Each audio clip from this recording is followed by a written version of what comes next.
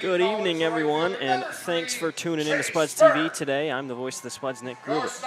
We're out here at Wolf Field for Game 1 of this 5-game set between your home team, Canyon County Spuds, and the visiting Western Nebraska Pioneers. It's the second series between these two teams. Pioneers making their first trip out here to Caldwell. The last time around is a 3-0 sweep for the Pioneers. So we'll stop for the national anthem, and we'll bring the starting lineups and a little bit more of the background for this game after this break.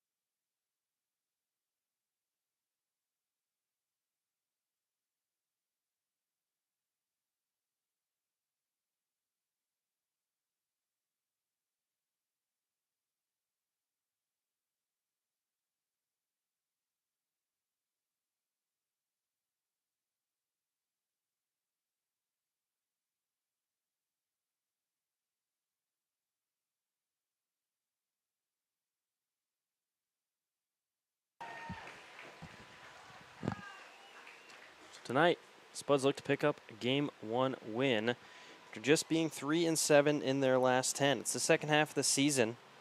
Couldn't pick up that one spot in the first half, so hanging up in the top spots, looking to make the playoffs in the second half push. It's a hot one tonight. Temperatures sit around 93 degrees with a little breeze on the field. That'll be the case for the next few days for the rest of this series, so hopefully the players brought plenty of water.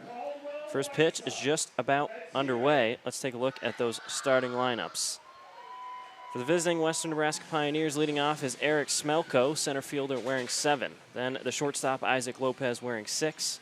Following him, number 10, Jace Jeremiah, the designated hitter. Batting cleanup, Alex Zerfus, the right fielder, wearing number 23. Then comes PK Walsh, the left fielder, wearing 5. Then number 25, Connor Dowdy, the catcher.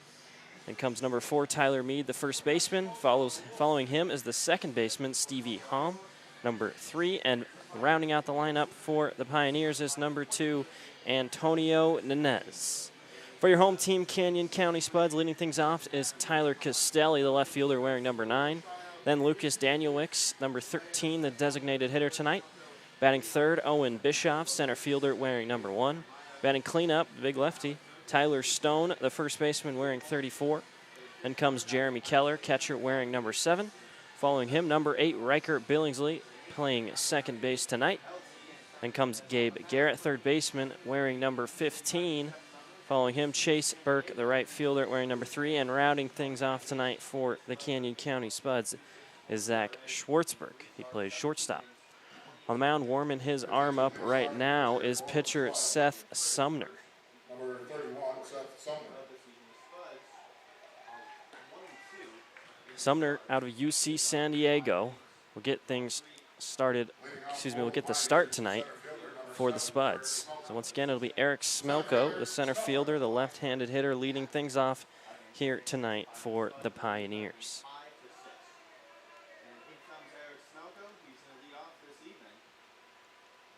Smelko batting .333 on the year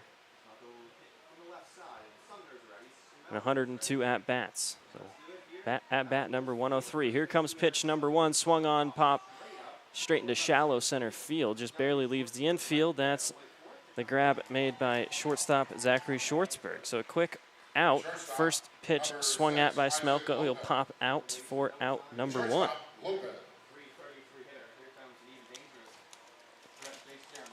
Following Smelko is Isaac Lopez. Wears number 6, the shortstop. He'll step into the plate with, after that, quick out from Smelko.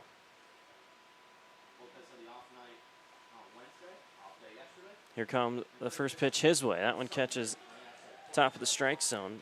Strike number 1. So Sumner on the year appeared in 3 games, has pitched 17 innings, a 2.64 ERA, has allowed 12 hits and 7 runs, 28 strikeouts for him. So here comes the 0-1. That one curves in there for strike number 2. So good start here for Seth Sumner. Picks up the first out on the first pitch and now looks at Isaac Lopez, an 0-2 count. So about a 7:06 local time first pitch. Lopez swings on that one, fouls it back for count will stay at 0-2. No balls and 2 strikes. The righty Sumner to the righty Lopez. Here comes the 0-2 once more. That one gets outside. Ball 1, first ball of the night for Sumner. Behind the plate is catcher Jeremy Keller for the Spuds. He wears number 7. He extends his arm to make the grab there. Here comes the 1-2. That one catches Isaac Lopez front wrist, so a little bit of a check swing. Makes contact, so he'll trot his way to first base, and it'll bring up the DH, Jace Jeremiah. So Lopez gets hit by the pitch. He stands at first base now. Here comes Jace Jeremiah for the Western Nebraska Pioneers. Jeremiah leads their team in hitting, batting .383 on the year, 115 at-bats, 44 hits, 11 doubles, couple of home runs, 35 RBIs. So the top guy for the Pioneers looks at Seth Sumner with a runner on first and 1 out here in the first inning.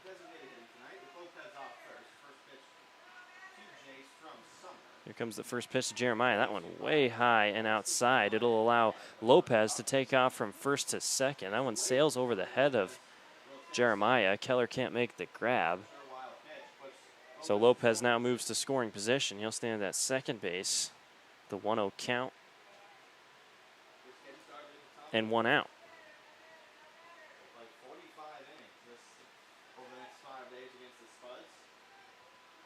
1 ball, no strike to Jace Jeremiah. Jeremiah at Skyline Junior College. Here comes a 1-0. Big swing and a miss for strike number 1. That'll even the count up now at 1 ball and 1 strike.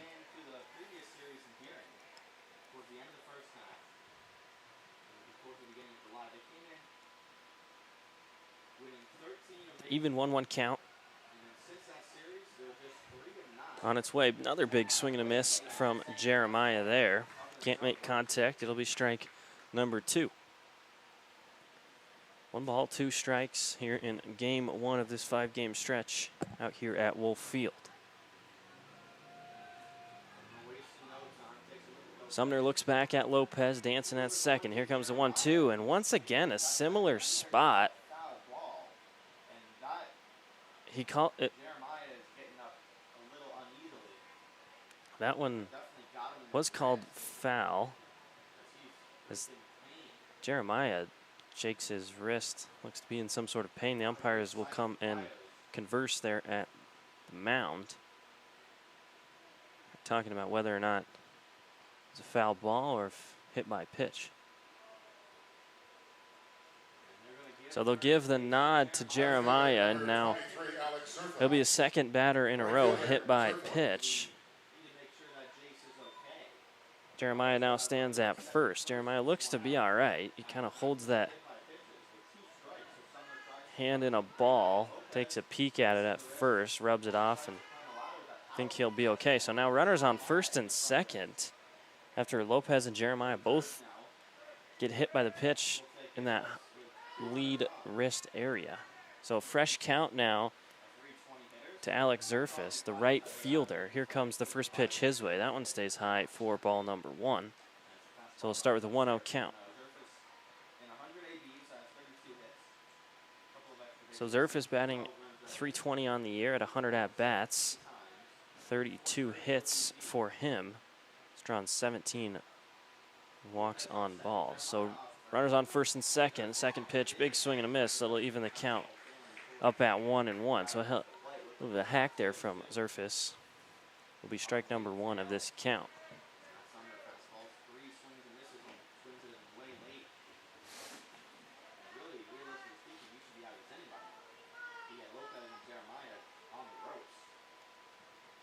One ball, one strike. That one gets outside. Keller extends that arm to his right to make the grab for ball number 2.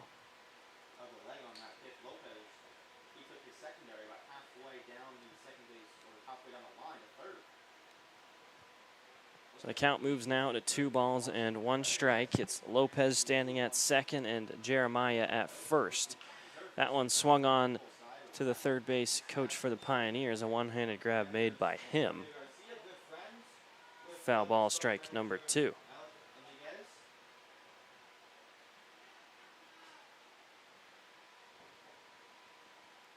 So now 2 balls and 2 strikes after Zerfus fouls that one off. Step back into the box. Runners on first and second.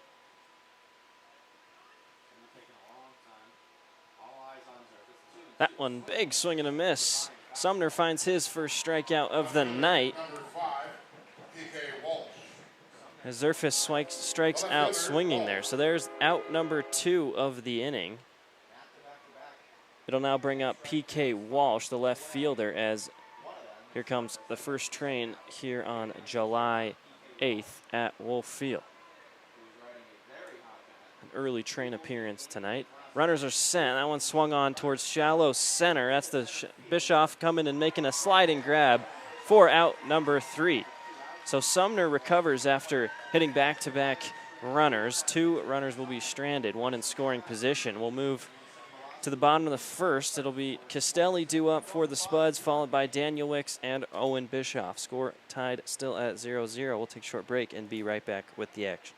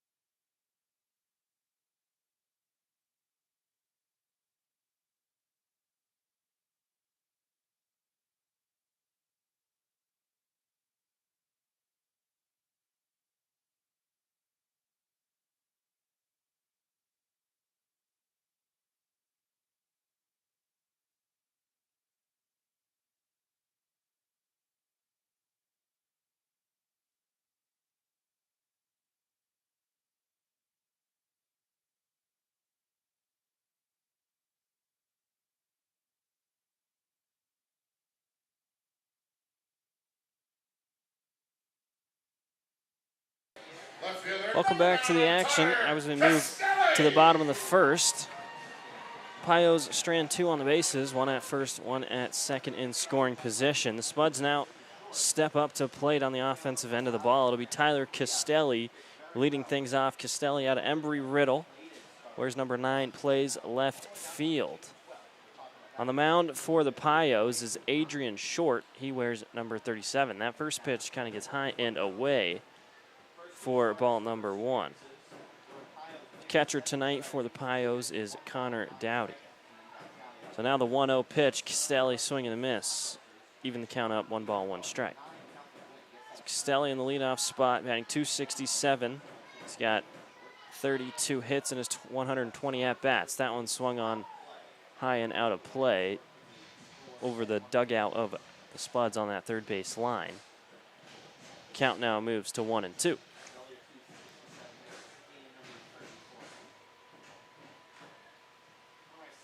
One ball, 2 strikes on its way. Castelli swings and makes contact on that one. Fouls it back. Keep the count at 1 ball, 2 strikes.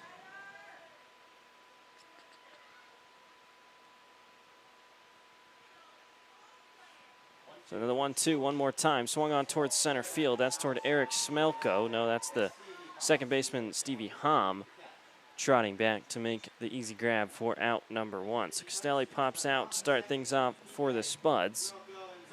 It'll now bring up Lucas Danielwicks.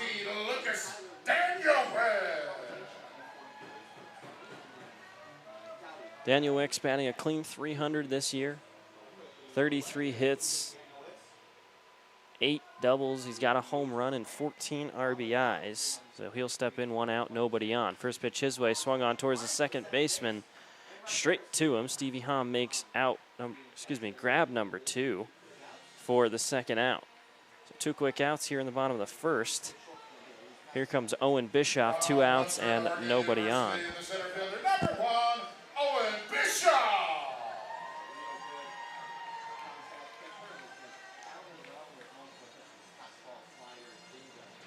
Bischoff wearing number 1. He'll step into the box.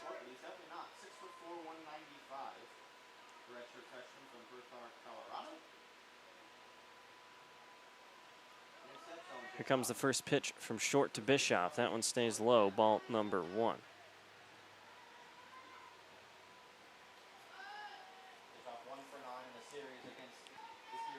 So second baseman Stevie Hom starting his day, making back-to-back grabs there for 2 outs. That one swung on by Bischoff, fouled high and right out of play. 1 ball and 1 strike now.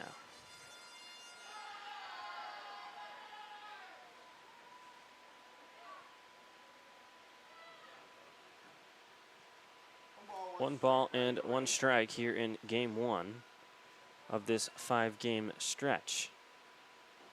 Bischoff walks that one, find the strike zone, strike number 2.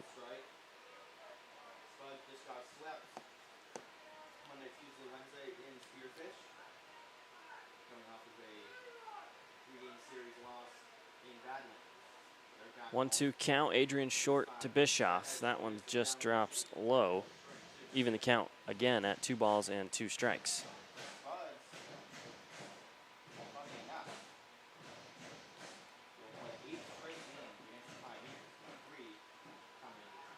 So the even count with 2 outs.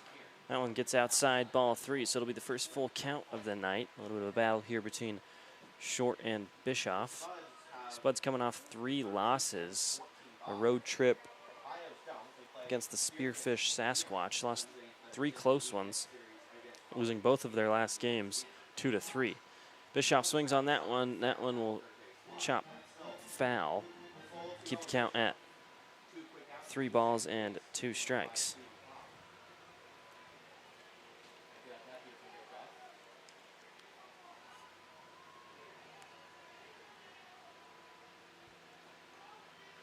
So the 3-2 count, pitch one more time.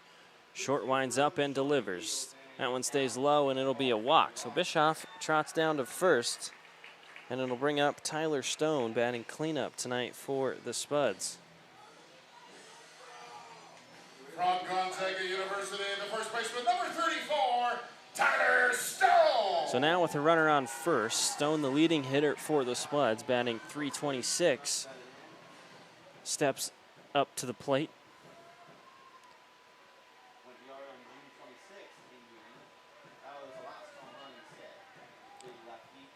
So now Bischoff stands at first. Stone's got 44 hits on his season, 135 at-bats. First pitch stays low and outside. Ball 1.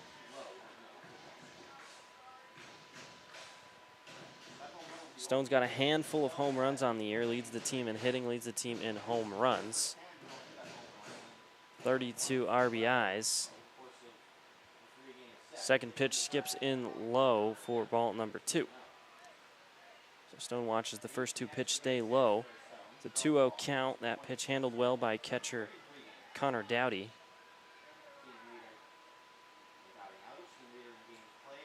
Here comes the 2-0. Stone, big swing and a miss. Strike number 1.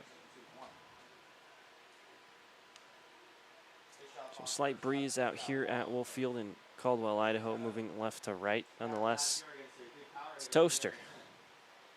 Sun shines down, no clouds to be seen in the area. Here comes the 2-1. That one skips in low one more time. Dowdy blocks that one. Third ball, 3-1 count now.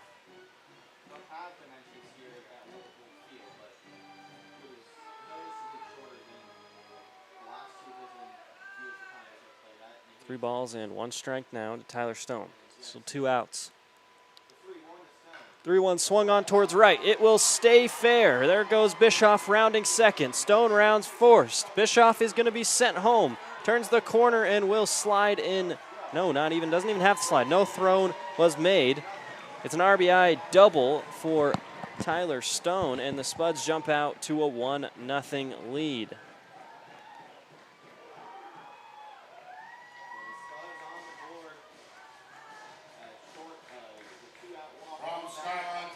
So a 2-out double from Mr.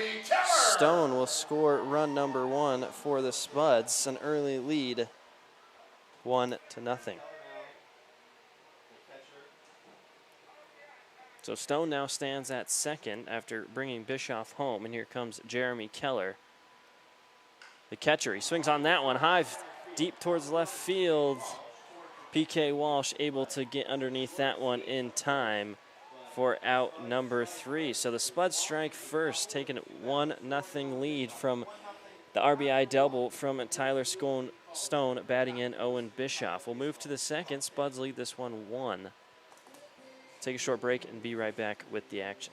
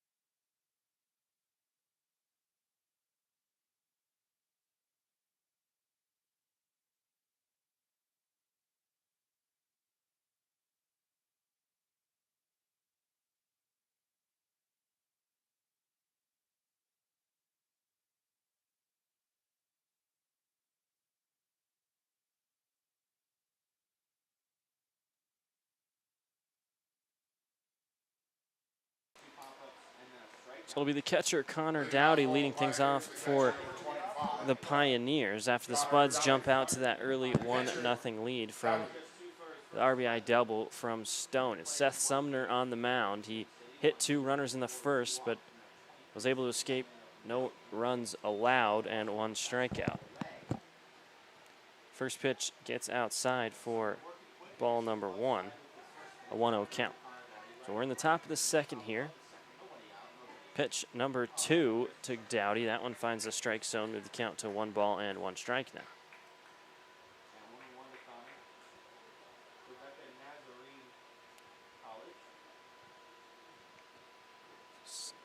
Sumner looking to find his second strikeout early on here. A 1-1 count to the leadoff batter of the inning. That one stays high and inside. 2-1 count.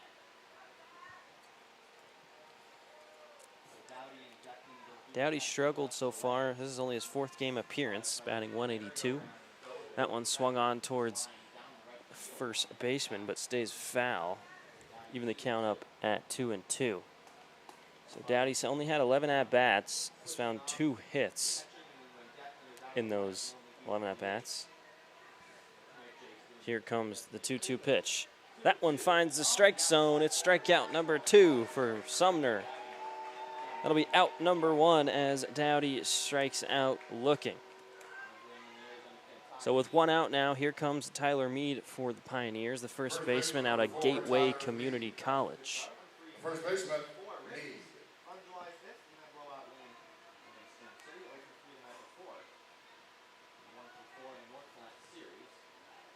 Pitch 1 stays low and outside from Sumner. That one will be in there for ball number 1. 1 ball, no strikes to Tyler Mead, the first baseman. Here comes the 1-0 now from Sumner. A check swing, stays outside. 2 balls, no strikes.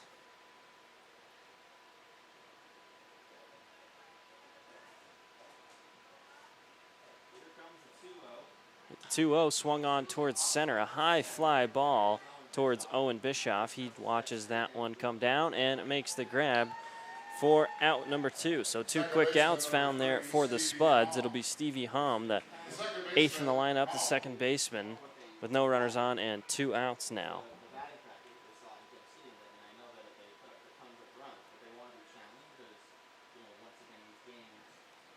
So the Pioneers have 10 people on their roster batting over 300 this year. Quite a few of them in the lineup tonight. Here's Stevie Hom. He watched the first pitch, and big swing and a miss from him. It'll be strike number 1. So it's 2 outs and no runners on. Seth Sumner, to Stevie Hom. He's got 2 strikeouts. Here comes the 0-1. That one swung on, fouled straight back towards us. Luckily, there's a net. Blocks that one, drops it down. Nonetheless, strike number 2. So an 0-2 count, a pitcher's count. Sumner looking for strikeout number 2 of the inning. And to bring the Spuds offense back out, leading this one 1-0.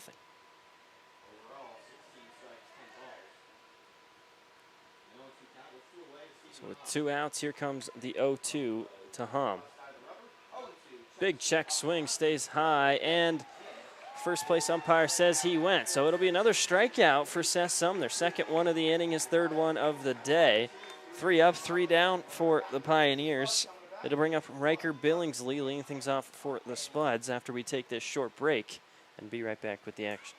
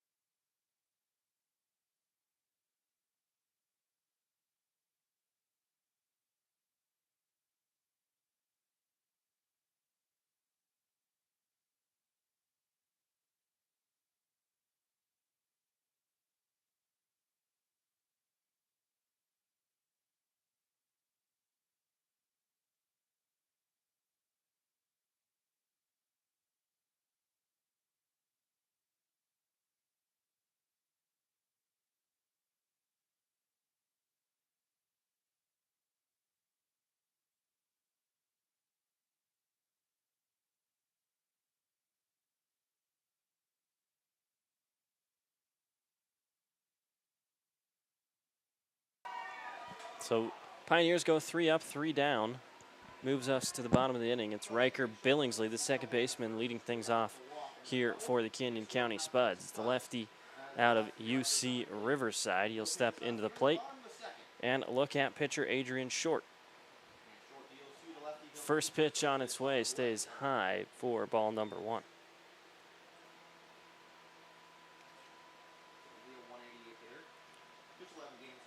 Billingsley hitting 188 in his 11 game appearances, 32 at-bats, and 6 hits. Second pitch, big swing and a miss for strike number 1. 1 ball, 1 strike now. Short to Billingsley.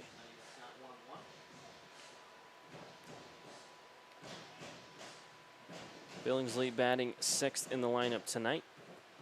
Here comes the pitch from Short. Another big swing and a miss. Strike 2, so count 1 ball, 2 strikes now. Short to Billingsley. So the Spuds got one last inning. It was a RBI double from Stone, batting in Owen Bischoff. That's how they have this 1-0 lead here in the second. 1-2 pitch misses outside. 2 balls and 2 strikes now.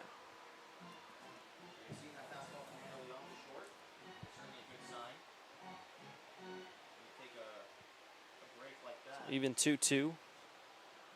The leadoff batter of the inning. 2-2 on its way, swung on and fouled back. Connor Dowdy bounces off the catcher's glove. Count will stay at 2-2, and we'll try this one at least one more time.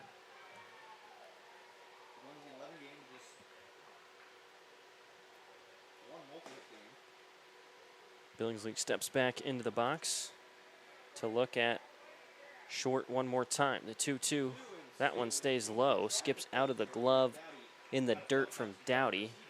Move the count to full. So the second full count of the day for Adrian Short. A little bit of a battle here between him and Billingsley to lead things off here in the bottom of the second.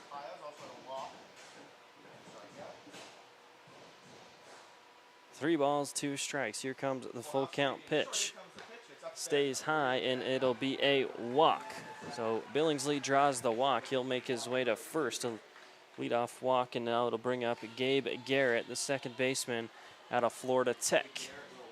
From Florida Tech University in Florida, third baseman number 15, Gabe Garrett. So Garrett batting .261 on the year, 69 at-bats, 18 hits. He now will look at Short with Billingsley standing at first base and still nobody down here in the bottom of the second.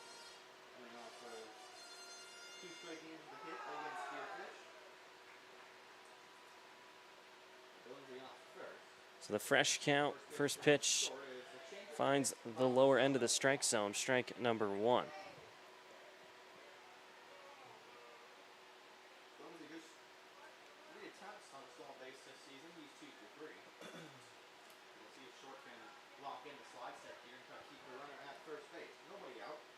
Runner is sent. There goes Billingsley. That one was swung on and fouled back, nonetheless, from Gabe Garrett. So Billingsley will have to trot back to first.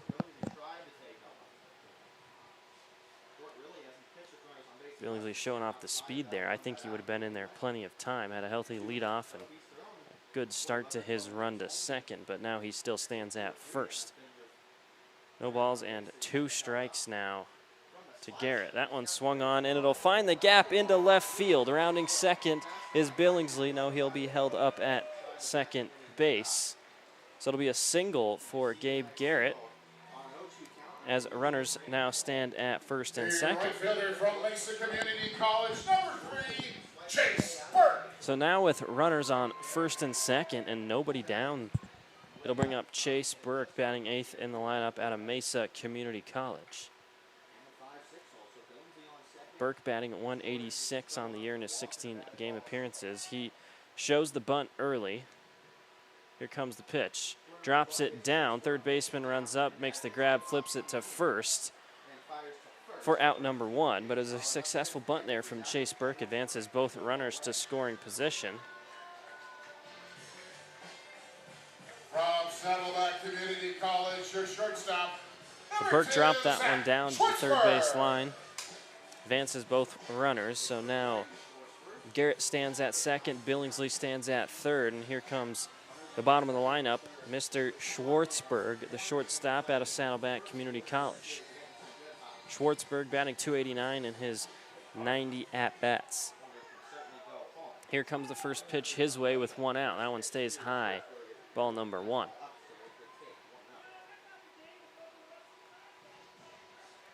So 1 ball and no strikes. As Short has his back against the wall here. Runners at second and third, just 1 out. That one, big swing and a miss. Schwartzberg has his bat fly behind him and into the backstop. Swinging for the fences here is Schwartzberg. Count now moves to 1 ball and 1 strike.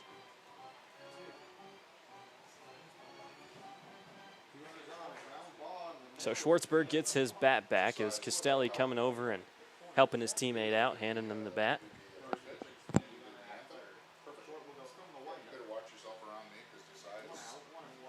1 ball, 1 strike. That one stays low and outside. Schwartzberg leaning over. Watching that one slide by, ball number 2. So 2 balls and 1 strike. Short to Schwartzberg.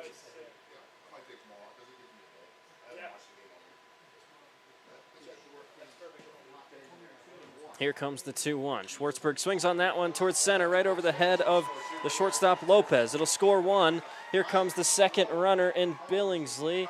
And Gabe Garrett. Both of them score. Riker Billingsley across home plate. Gabe Garrett across home plate. It'll be a 2 RBI single for Schwartzberg.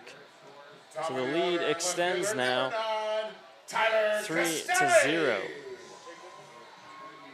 So now, still with just 1 out, Tyler Castelli steps up to plate. The top of the lineup is back for the Spuds. So it's Schwartzberg standing at first. 3-1 lead now for the Spuds.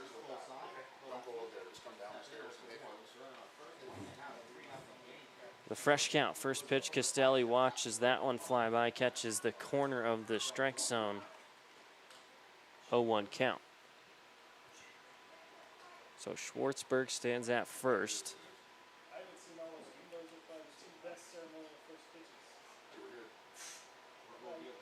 That big swing and high fly ball towards right field. That's Zerfus going back towards the warning track and making the grab for out number 2. So now 2 down here in the bottom of the second. Schwartzberg still held up at first. Lucas Danielewicz. It'll bring up Lucas Danielewicz now, the designated hitter tonight for the Spuds. Danielewicz out of Mesa Community College. No hits in his first at-bat. Here comes the first pitch from Danielewicz. Runner is sent. Schwartzberg to second, slides in time safely to second base. So he moves to scoring position now, as that first pitch was in there for a strike.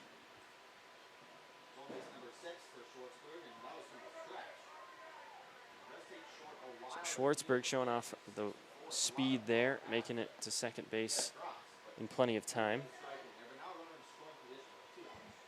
Short looks back at second, now delivers the pitch. That one drops in high.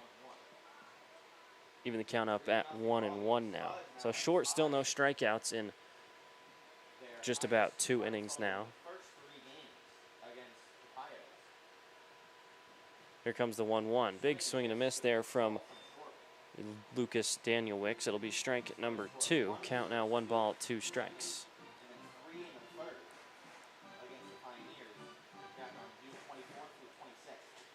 So now the 1-2 count. Short to Danielewicz. It's Schwartzberg dancing around there at second. Pitch is swung on and fouled right and back out of play. Count will stay at 1 ball and 2 strikes.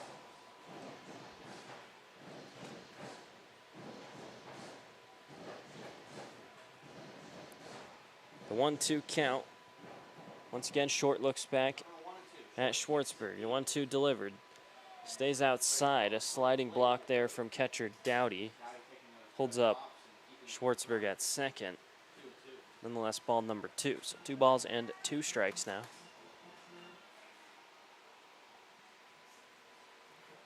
There's 2 outs still. Schwartzberg stands at second. That one stays low. Just misses the strike zone. It'll be a full count now. So it was a 2 RBI single earlier in the inning, extending that lead to 3-0.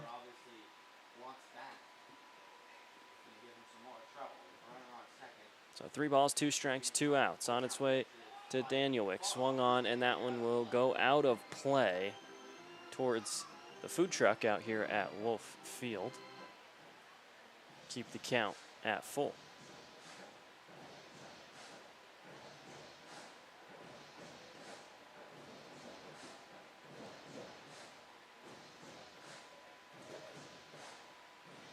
Three balls and 2 strikes. We'll try this pitch one more time. On its way to Danielwick. Swung on towards center field. That's Eric Smelko coming up and to his right to make the grab for out number 3. So that'll end the second, but the Spuds score 2 more off of a 2 RBI single from Schwartzberg, scoring Riker Billingsley and Gabe Garrett. We'll move to the top of the third. We'll take a short break and be right back with the action. Spuds lead by 3.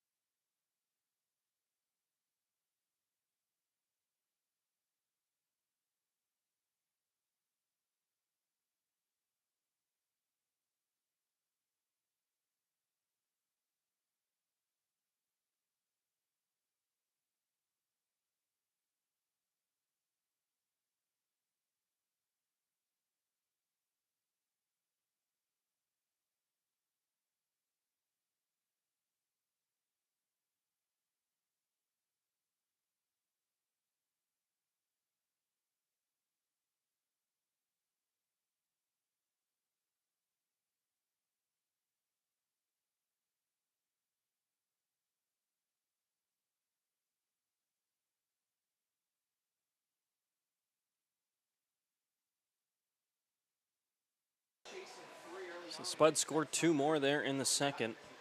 Lead extends to 3. It's the bottom of the lineup for the Pioneers, Antonio Nanez stepping up to the box.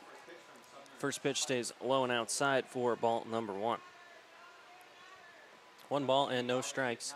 Sumner still on the mound.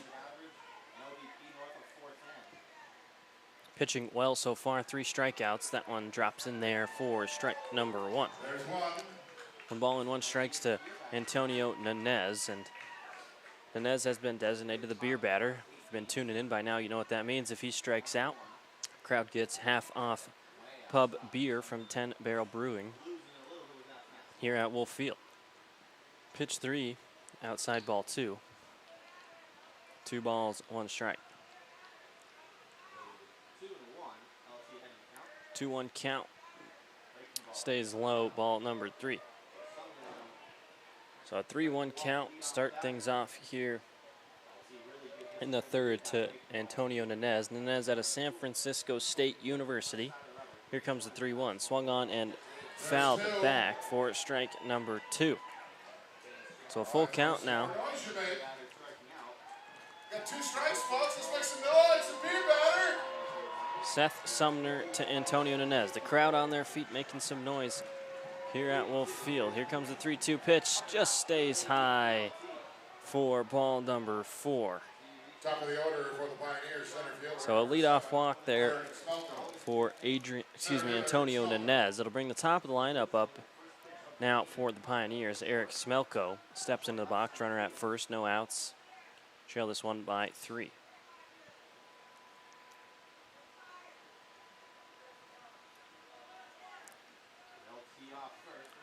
First pitch to Smelko stays high for ball number 1.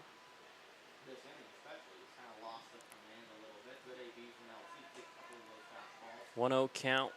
Runner on first is Nanez. Second pitch stays low and inside, ball number 2.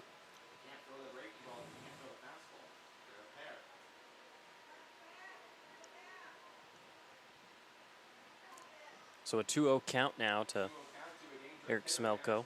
Smelko out of California State, Dominguez Hills. Swings on that one straight towards the parking lot. A little bit dangerous foul ball there. Let's hope it didn't hit my car or anybody else's. Count now at 2-1.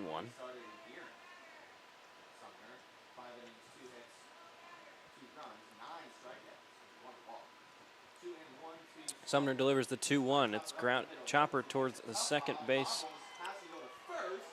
A little bit of a bang bay play there as the second baseman, Riker Billingsley, comes over. Can't field the ball cleanly to make the tag at second, then flips it over to first, but not in time.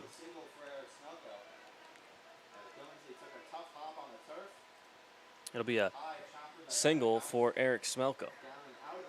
So it's the first hit of the day for the Pioneers. Now runners stand at first and second. That ball took a weird hop, and it was Billingsley having to leap up trying to make a play there. Couldn't find it out. So bunt shown now from Lopez. Makes contact but stays up and out of play. Goes foul for strike number 1.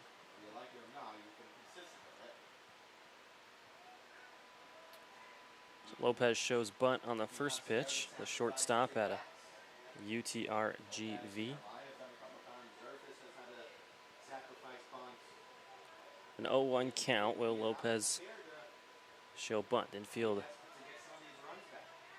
sneak in. Sumner steps off the mound, looking back at second base to Antonio Nanez. Makes him return. He'll take his lead off again. So Sumner gets the call from catcher Keller. Here comes the 0-1. That one high and inside. Ball number 1.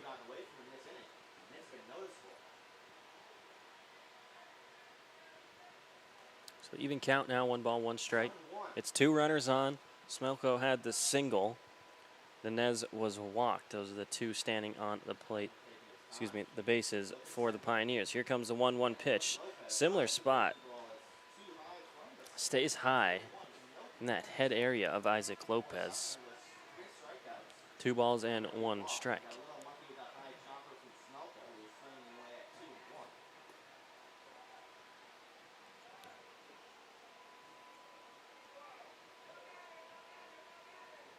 Sumner delivers once more. Big swing. High fly ball towards center field. That's Owen Bischoff moving to his left, making the grab. Runners will both be held up. It'll be out number 1. So good throw there from center fielder Owen Bischoff to hold up both runners. And now brings up Jeremiah out of Skyline Junior College, the designated hitter in the lineup for the Pioneers tonight.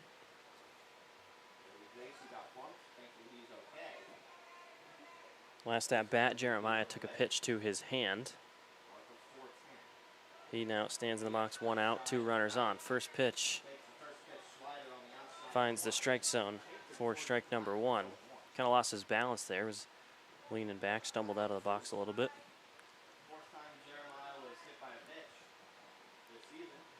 So no balls and 1 strike now. Sumner to Jeremiah. Pitch number 2 stays in the lower area of the strike zone. Count now 0-2. Sumner 3 strikeouts so far. The 2 full innings here now in the top of the 3rd. Sumner's pitch stays high. First ball of the at-bat.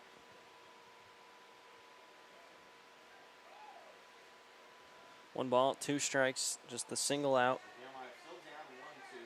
Smelko standing at first and Inez at second. That one swung on out of play over the head of the dugout. Well, the first base line goes out of the park. Keep the count at 1 ball and 2 strikes.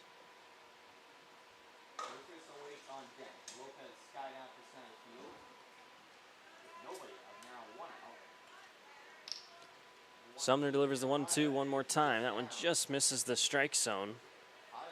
Even the count up at 2 balls and 2 strikes now. So that was in a similar spot as the last strike that was called, but umpire calls that one low for ball 2. Sumner delivers, swung on towards left. That's Castelli just barely taking a few steps forward, makes the grab for out number 2, and once again, both runners held up. So what was once runners on first and second, no outs, is now runners on first and second with 2 outs. So here comes Alex Zerfus. Zerfus out of the University of Gonzaga. He'll step into the box now. Fresh count, 2 outs to Seth Sumner.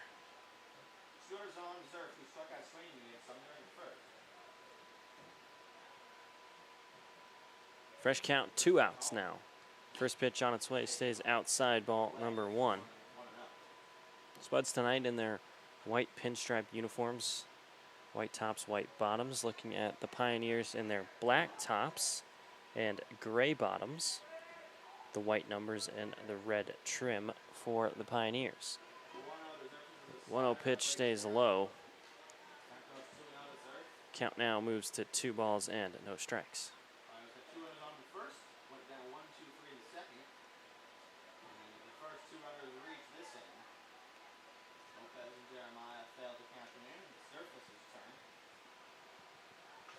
Sumner looks back at second and delivers that pitch.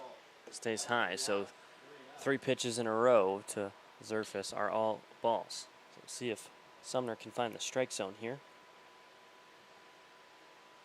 Runners stand at first and second still. 2 outs.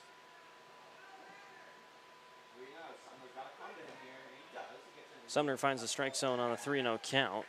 Stays alive. Count now moves to 3 balls and 1 strike.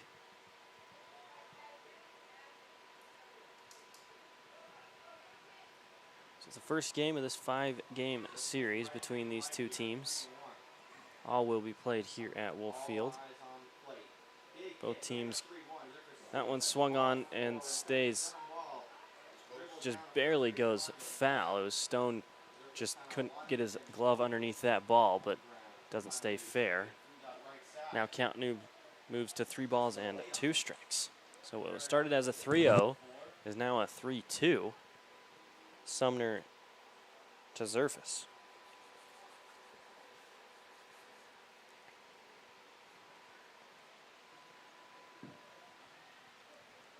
Zerfus makes his way back to the batter's box. Steps back in, the 3-2 count. Sumner gets his call from catcher Jeremy Keller. 3 balls, 2 strikes. Full count pitch on its way. That one stays inside for ball 4. So the bases will now be loaded here in the top of the 3rd inning.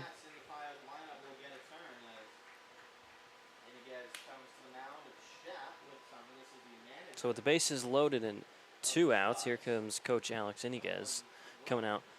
Have a couple of words with Sumner. So he got the start.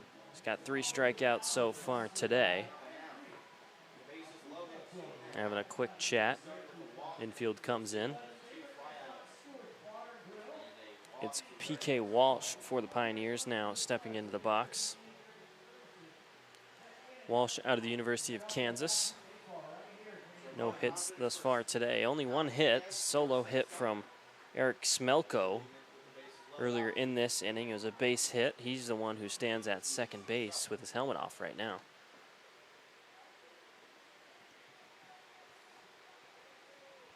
So quick chat between head coach Iniguez and pitcher Sumner.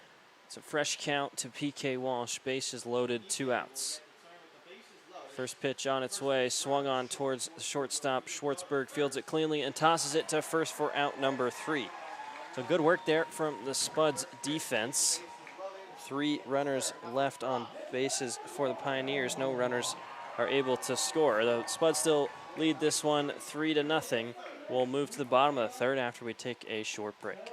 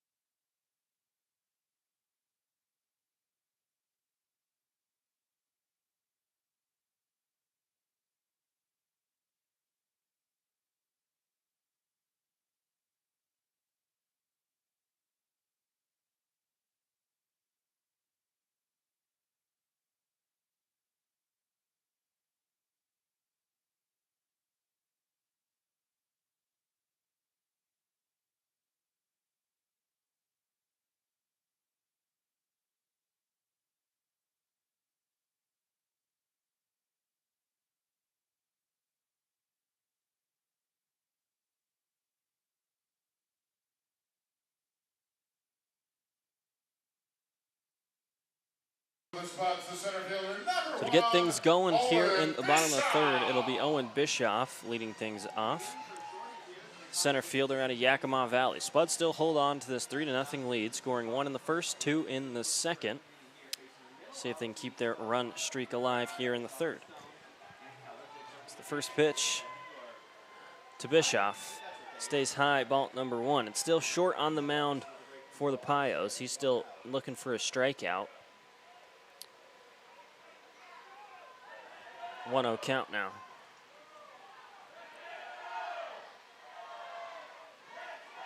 One-0 count. That one catches the edge of the strike zone for strike number 1. Up here it looked a little bit outside, but umpire calls that one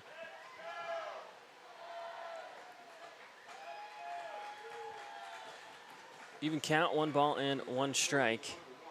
Short to Bischoff. That one stays high for ball number 2. So 8 o'clock now local time. Still a warm one out here. Temperatures sit at 91 degrees. A tiny breeze moving left to right. Not much. I'm sure the players can't feel it down in the field.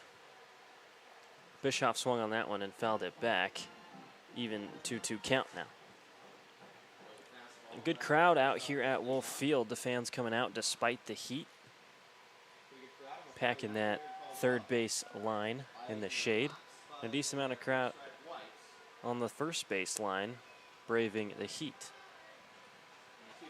Great experience out here at Wolf Field. If you're ever in town, I really encourage you to come check it out. As Short finds his first strikeout there, a slider there, just catches the inside of the strike zone. Bischoff doesn't like the call nonetheless. Strike number 3 for out number 1. Number 34, Tyler Stone. So with 1 out, here comes Tyler Stone. Stone started his day off with an RBI double, scoring that first run for the Spuds. So with 1 out now, he looks at Short once more. He swings on that first pitch, and it'll drop over the second baseman's head, and it'll be a base hit for Tyler Stone.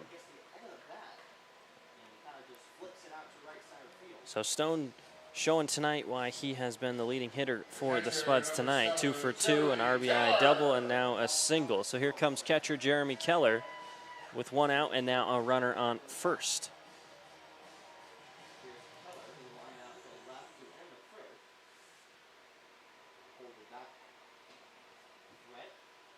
Short to Keller. First pitch on its way. That one stays low, ball 1.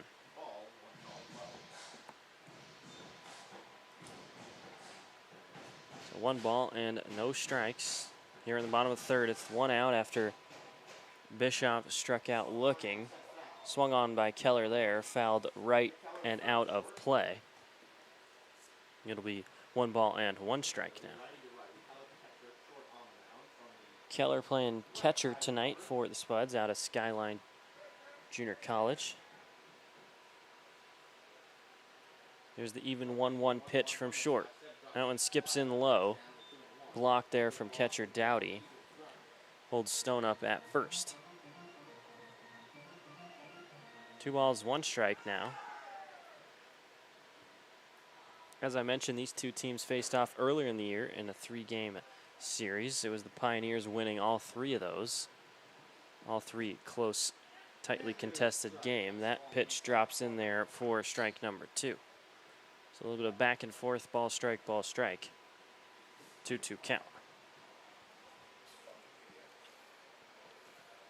We get shitty umpires on the road, and now we get shitty at home. 2 balls and 2 strikes. Short to Keller. Keller swings on that one towards right field. It's Zerfus moving left to right and makes the grab over his shoulder for out number 2. So that one, off the bat, I thought it had a potential to drop in, but kind of hung in the air a little too long.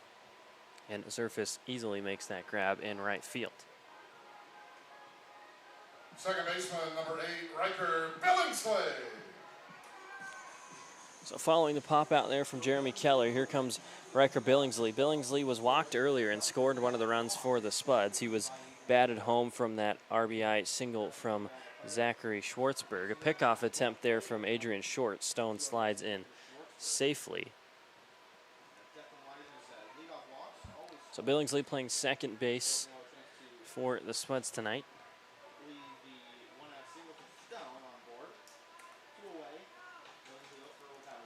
First pitch on its way. That one low and inside. Billingsley kind of shuffles back to avoid getting hit from that one. It'll be ball number 1. Billingsley batting 188 in his 11 games, 32 at-bats. Got a couple of doubles in his 6 hits. Second pitch also skips in low. Stone will take off first to second and will now stand in scoring position. So a little bit of an errant pitch there. Gets away from catcher Connor Dowdy. Advances Stone to second. So now the count sits at 2-0. And a runner at second base.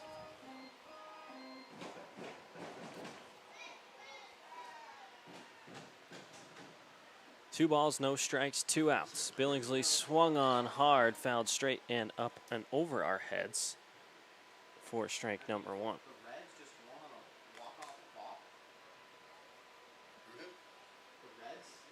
Oh, wow. That's rare.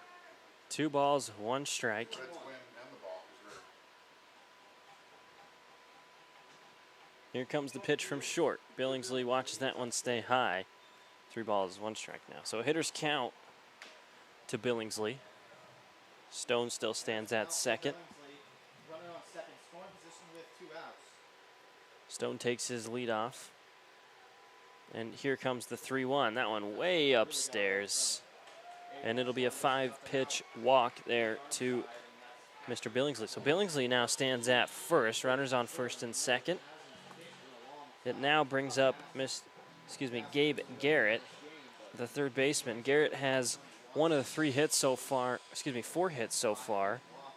for the Spuds. He had a single last inning. He was one of the runs that scored as well for the Spuds.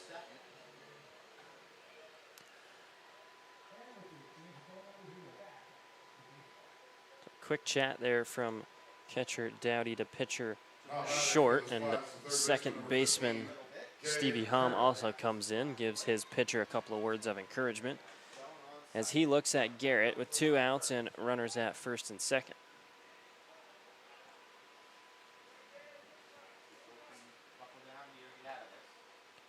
Here comes pitch number 1 from the righty Short. That one stays inside, ball number 1.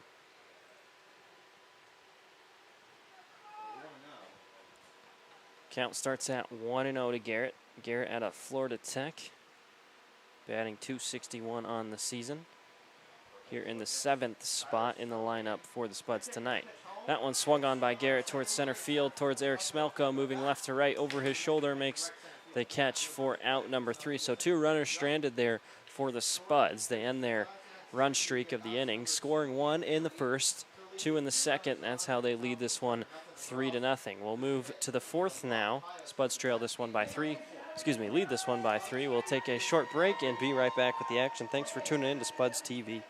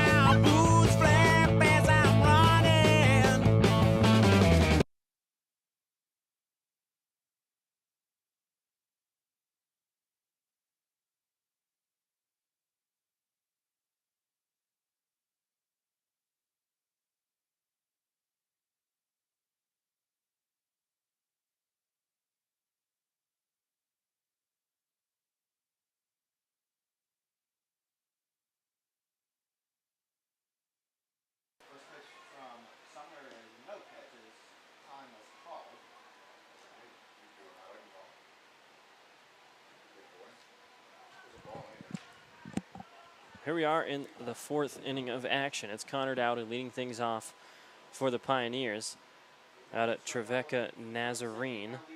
He wears number 25 for the Pioneers. The Pioneers trail this one by 3. Here comes the first pitch there from Sumner, and there for strike number 1.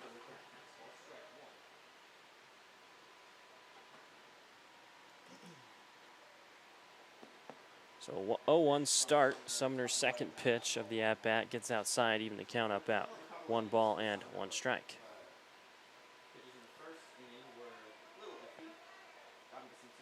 So still just 1 hit today for Pioneers. That pitch stays high and outside, 2-1. So back-to-back pitches that get outside of the strike zone there from Sumner. Sumner 3 strikeouts so far on his day out of UC San Diego. Got the start on the mound for the Spuds.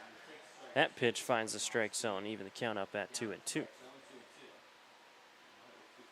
A little bit of end of the inning entertainment there. A few kids participating in the Dizzy Bat competition. That pitch finds inside of the strike zone for strike number 3. A good-looking strikeout there from Seth Sumner. Picks up his 4th of the night.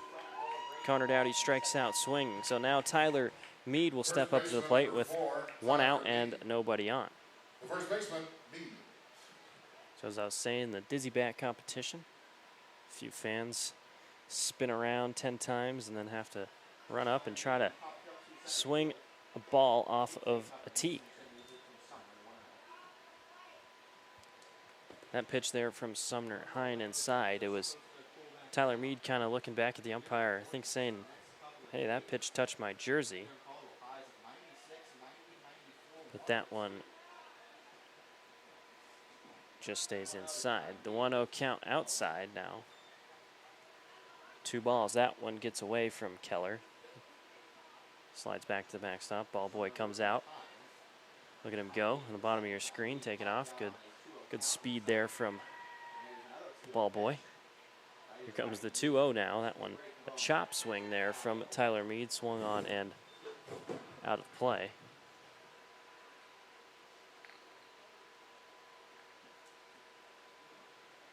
So now 2 balls and 1 strike. Sumner to Mead. Sumner struck out his last at bat. That pitch stays high. 3-1 count. Pio's still just with that 1 hit coming from Smelko earlier today. Yes. Mead swings on that one. A high fly ball to infield. It's the shortstop Schwartzberg making the grab, tracking that one down for out number 2. Second baseman number 3, Stevie Hall. So 2 quick outs to start the top of the 4th. It's now Stevie Hom batting 8th in the lineup. He'll step into the box with nobody on and 2 outs.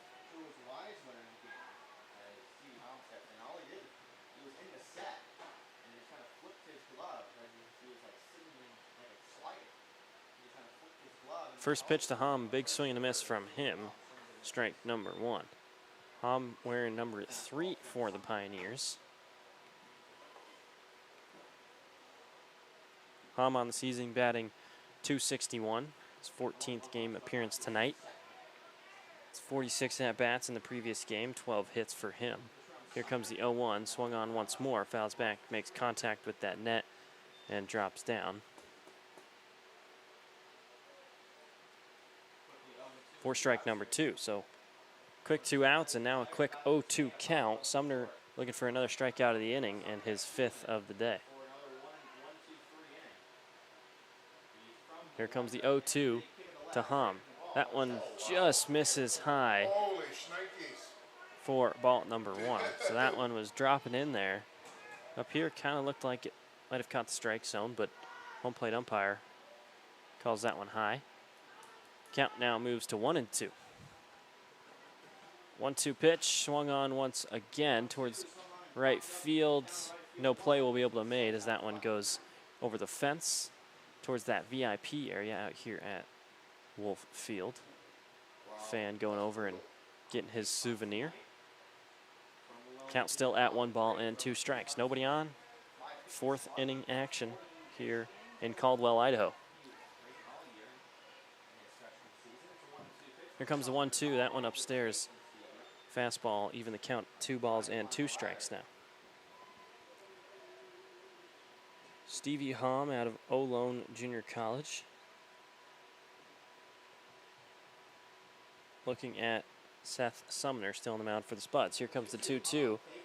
That one slides outside. Strike 3. Hom was reaching for that one, almost kind of falls over forwards, but doesn't swing, takes that one for ball 3. So now full count. 3 balls and 2 strikes. Full count on its way. Big swing and a miss. It's strikeout number 5 for Seth Sumner, his 2nd one of the inning. A little bit of battle there between him and Hom. Nonetheless, Hom strikes out swinging. So once again, no runs scored there from the Pioneers. We'll move to the bottom of the 4th. Spuds look to add to this 3-0 lead. We'll take a short break and be right back.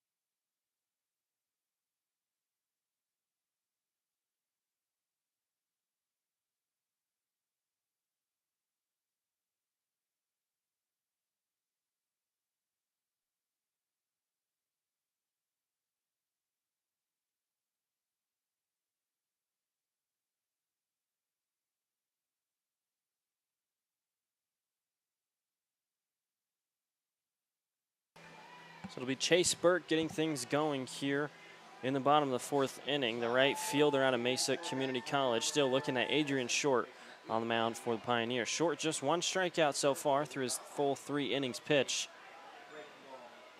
Breaking ball inside, ball 1.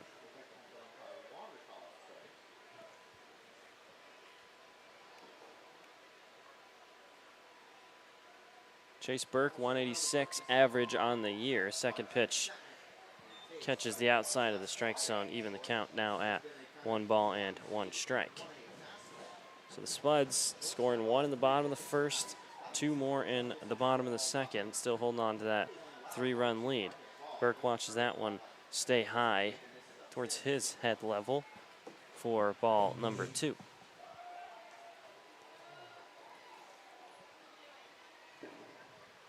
2-1 pitch. Burke swung on and fouled off and back, hits the net. Count now moves to all even, 2 balls and 2 strikes.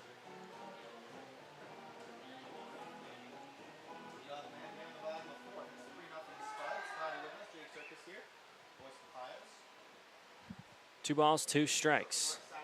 Burke swung on, fouled off again. Barely makes contact with that one. Skips down. Count will stay at 2-2.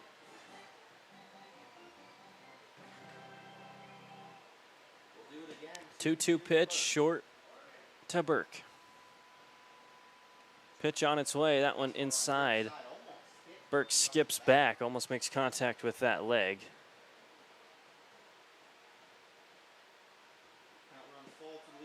Count now moves to full. So full count pitch from Short to Burke on its way. Check swing, that one catches the outside of the strike zone for strike number 3. So Burke strikes out looking there as that one slides outside, catches the edge of the strike zone for the leadoff strikeout. So Short picks up his second one of the evening. It'll be 1 out, and now the bottom of the lineup, Zach Schwartzberg. Schwartzberg had that 2 RBI single in the second inning, which batted in Riker Billingsley and Gabe Garrett. Schwartzberg out of Saddleback Community College. Here comes the first pitch his way. That one drops in there. Good looking pitch for strike number 1.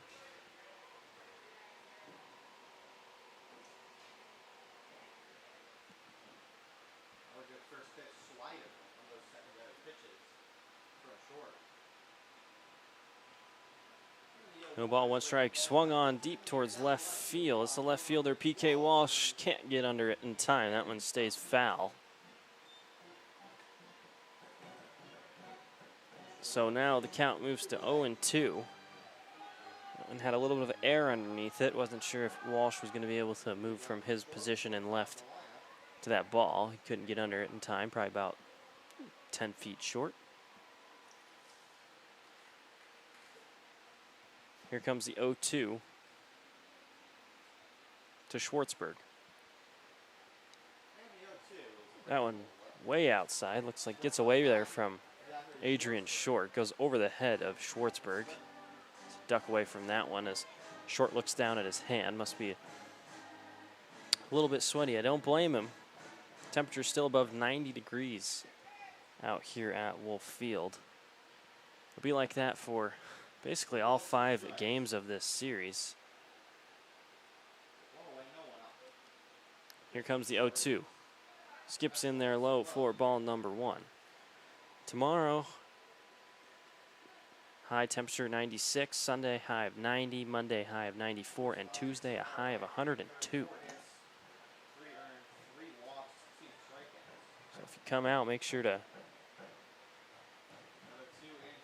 stay hydrated. Big swing from Schwartzberg towards left field. That's P.K. Walsh moving back to the warning track, making the grab and then halting before making contact with the wall. So Schwartzberg puts 2 balls in similar spots there to left. That one stays fair. And P.K. Walsh makes the grab for out number 2. So with 2 outs, here comes the top of the lineup. The left fielder, Tyler Castelli.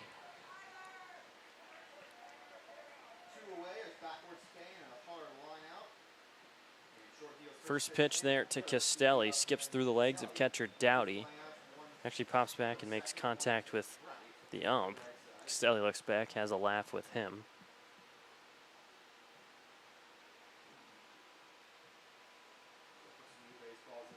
Dowdy comes out and has a chat with Adrian Short. Short 2 strikeouts today, 3 runs allowed. All right, ladies and gentlemen, 7 o'clock, gates open at 6. We have a free baseball clinic for kids 12 and under at 6:15. That's tomorrow night, 7 o'clock. So the Pioneers have their playoff spot clinched. Won their division in the first half of the season, so guaranteed playoff host for them.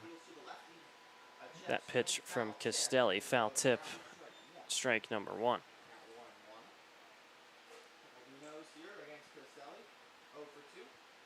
So count now even up at 1-1. Castelli swings on that one towards the first baseman, Tyler Mead, fields that one cleanly and beats Castelli to the bag, tags him out for out number 3. So it's 3 up, 3 down for the Spuds. That'll end the 4th. We'll move to the 5th. Spuds still hang on to that 3-0 lead, out hitting the Pioneers 4-1. We'll take a short break and be right back with the action. Stay tuned in.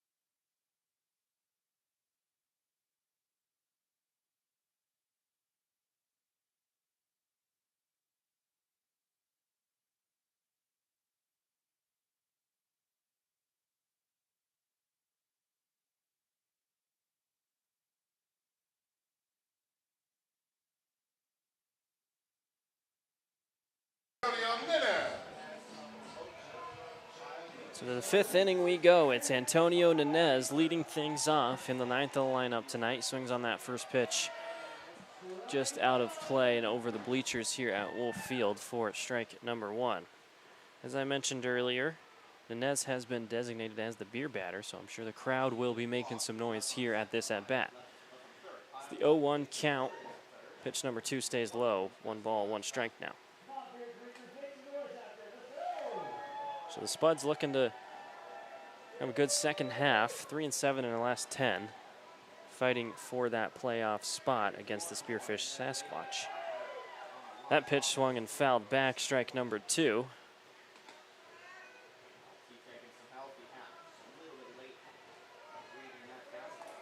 So 1 ball and 2 strikes. Crowd stomping their feet, making some noise, looking for strike number 3, and there it is. The crowd goes crazy. Nanez strikes out looking. It's strikeout number 6 for Seth Sumner. There's out number 1 of the inning. It's now 50% off pub beer for the beautiful crowd out here at Wolf Field. I'm sure a nice cold beer will cool off plenty of the fans. So now with 1 out, here comes the first pitch to the top of the lineup, Eric Smelko. Smelko has the 1 hit for the Pioneers. He had a base hit earlier today. First pitch was a strike. He swings on the second one. It's down the right field line, shallow right field. A good play there from second baseman Riker Billingsley, showing off his speed, making his way to the first base line as he gets underneath that ball for out number 2.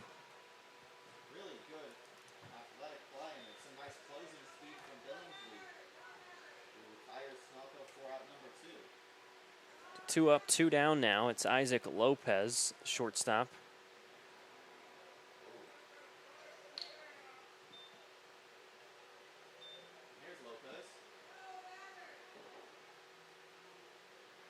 Fresh count, Sumner to Lopez. First pitch just misses inside. Ball number 1. Crowd not a fan of that call.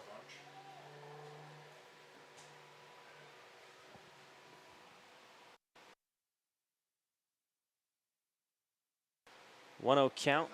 That one drops in there for strike number 1. So Lopez doesn't like the call there. Kind of chuckles at the umpire. He'll have to take that one as a strike. I don't think he has the power to change the umpire's mind there. It's the even 1-1. That one stays outside. Fastball. Ball number 2. Sumner 6 strikeouts. UC San Diego starting on the mound tonight.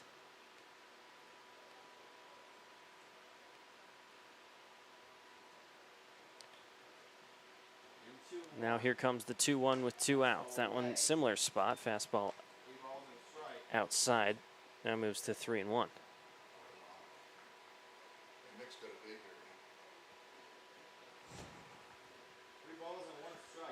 3 balls and 1 strike.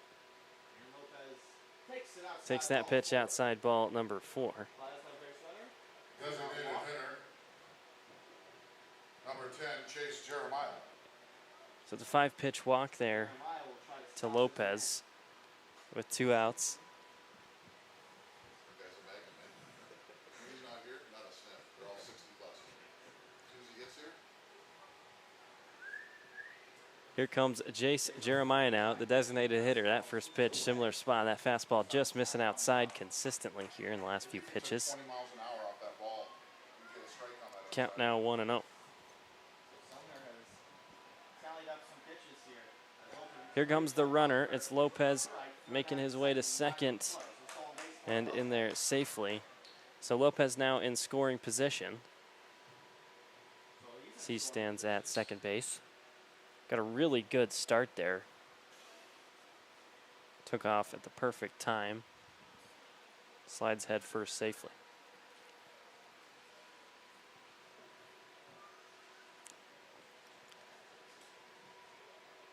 One ball, 1 strike, 2 outs. Sumner looks back, steps off the mound to Lopez, making him stay a little honest there at second as he has a healthy lead off back.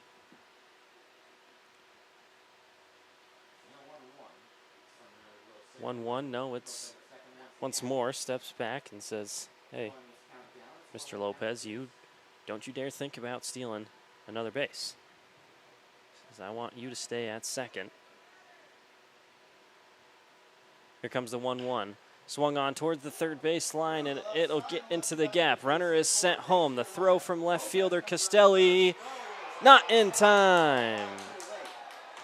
A great throw from the left fielder Castelli, but just barely can't get in time. Lopez slides in safely. The Pios finally find their first run here in the top of the 5th. Score now moves to 3-1.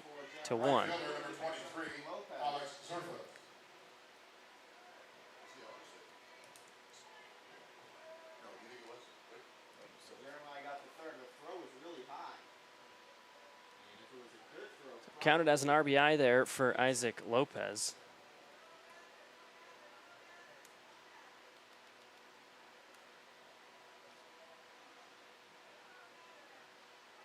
Big swing and a miss there from Alex Surface. Excuse me, it's an RBI for Jeremiah, as Lopez was the one who was batted home.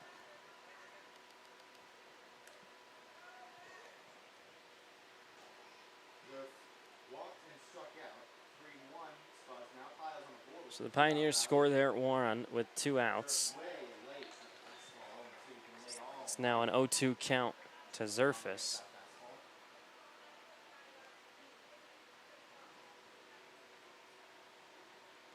So Jeremiah stands at second.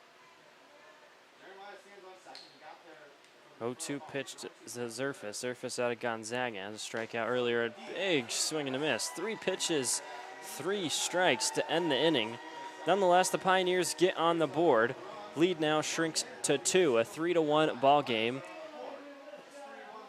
Spuds out hitting them 4-2. We move to the bottom as the Spuds look to get one back and extend that lead. We'll take a short break and be right back with the action.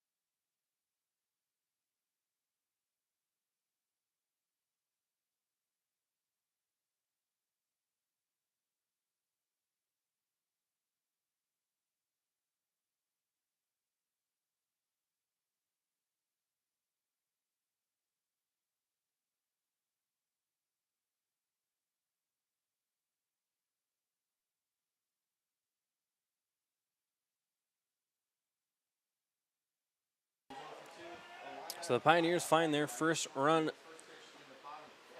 there in the top of the 5th. We move to the bottom. It's Lucas Danuix leading things off for the Spuds. First pitch in there for ball number 1. A little bit of 2-out rally for the Pioneers to score that run. Even the count now at 1-1. Adrian Short still dealing the pitches for the Pioneers.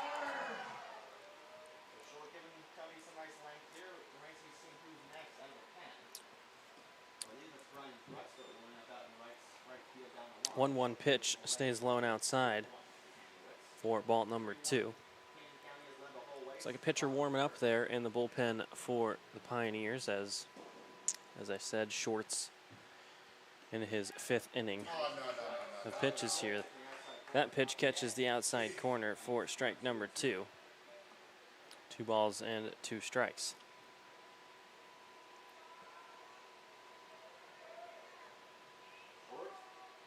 2-2 to Danuix. That one stays outside. Now it's a full count between this battle of Short and Danuix. So the full count pitch to the leadoff of this inning, Danuix. Danuix swings on that one high towards center field. That's Smelko tracking that one to his glove, makes the routine play there for out number 1. The center fielder, number 1, Owen Bischoff. So Danuix pops out to center. It'll bring up Owen Bischoff now, the center fielder for York Canyon County Spuds. Bischoff coming into this game batting .259, 21 hits and 21 runs. His 81 at-bats. So now with 1 out and no runners on, comes the first pitch from Short. That one makes contact straight to the back of Bischoff. Looks like Bischoff seems to be okay. Jogs that one off and makes his way to first. So it's first pitch to him, makes contact. He stands at first base now. So now, here comes Tyler Stone. Stone 2 for 2 today. He has an RBI double as well as a base hit.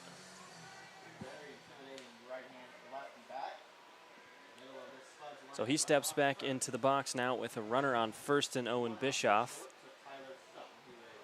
And just 1 out. First pitch finds the strike zone in there. 0-1 count.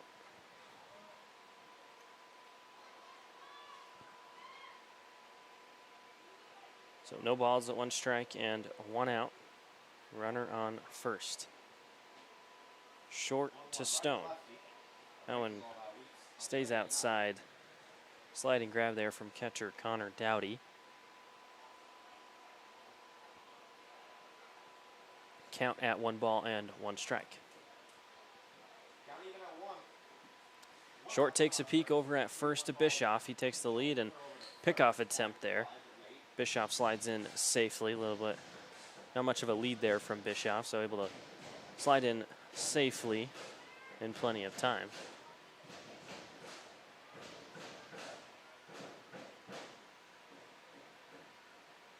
So the lights flick on here at Wolf Field as Stone swings on that one and stays fair. Here comes Owen Bischoff rounding second. Third baseman coach holds him up at third. Stone makes his way to second. So Stone's day continues. Another double for him. Now moves 2 runners in scoring position. That one just straight down the first base line under the glove of first baseman Tyler Mead. Jeremy Keller. A great swing and a hit there for Stone's second double of the day. So now Jeremy Keller will follow up Tyler Stone's double. 5 hits now for the Spuds. Out hitting the Pioneers 5-2 and leading this one 3-1.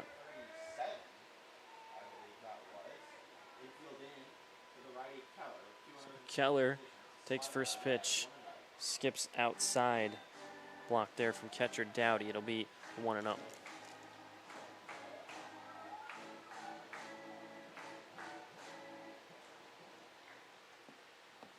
One-0 count, short to Keller. Runners on second and third. Stone at second. Bischoff at third. Fastball in there for strike number 1.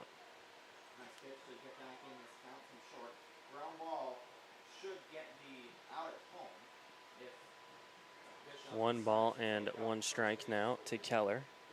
Still 1 out, so a sacrifice fly in play.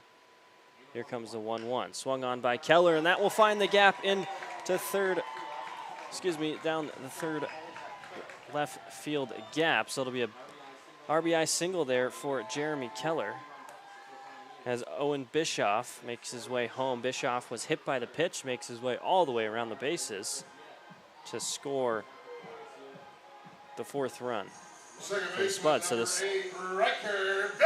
the lead now back to 3.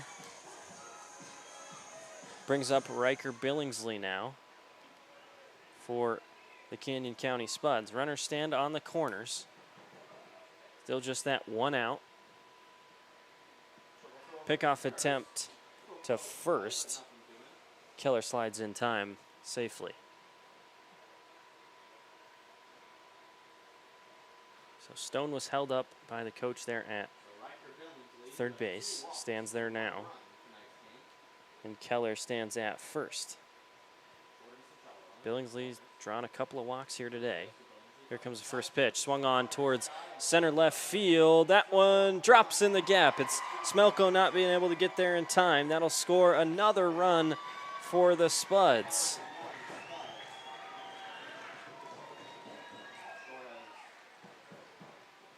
Could have seen that one come, and here comes the coach for the Pioneers. That might be the end of Adrian Short's day. Runners now stand at first and second. Lead extends to 4, a 5-1 ball game. Yep, Short gets the ball taken from him. His day will be over.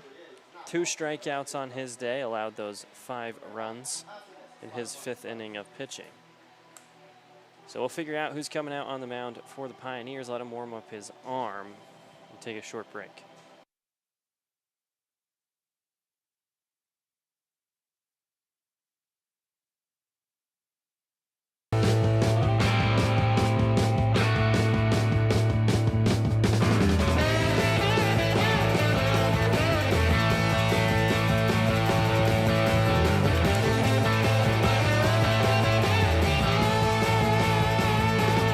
Don't you hear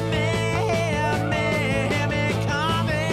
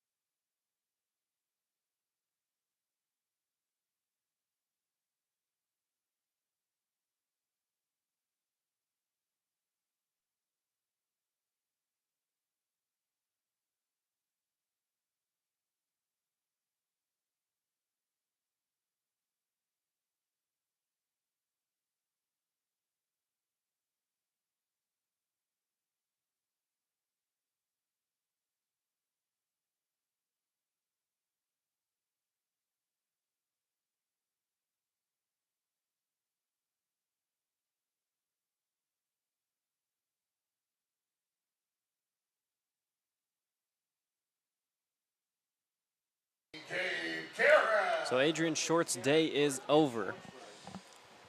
It's Brian Bruxford coming in for him here in the 5th inning. Number 29, Brian Bruxford. So with 1 out and 2 runners on, he looks at Gabe Garrett for his first batter. First pitch, first ball to start the day for Bruxford. The righty pitcher delivers pitch number 2. Swung on towards left field, and that one stays fair. Both runners will be sent home. No, just one runner will be sent home. It's an RBI double for Gabe Garrett. So the bats stay hot for the Spuds. A perfect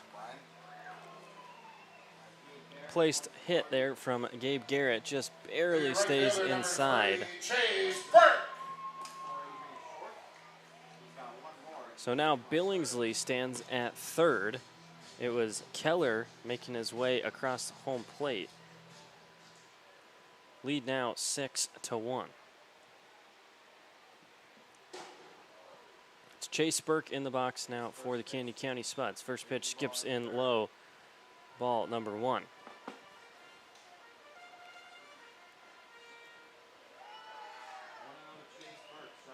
So a 1-0 count now to Chase Burke, the Mesa Community College. Burke swings on that one. Chopper to the pitcher. It's the shortstop coming up, and the throw just in time for out number 2.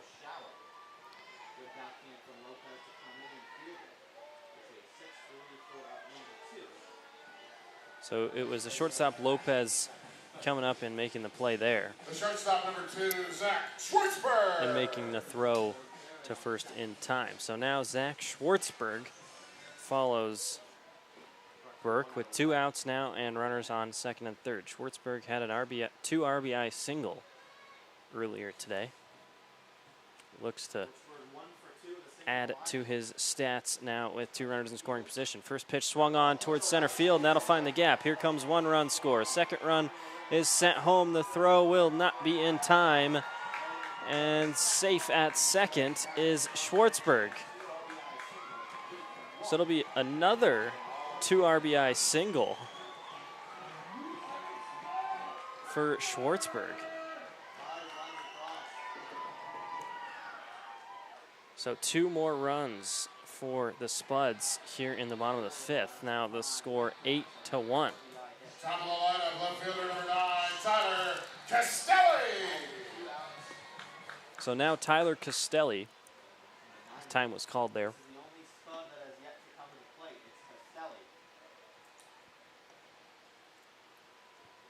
Is the top of the lineup. Here comes the first pitch to Castelli. Swung on, pop fly ball to the infield, and the second baseman, Stevie Hahn, makes the grab to end the inning. So the Spuds now have a 7-run lead, 8-1, scoring 5 more there in the bottom of the 5th. Now out hitting the Pioneers 9-2. So we'll take a short break and be right back with the action in the top of the 6th.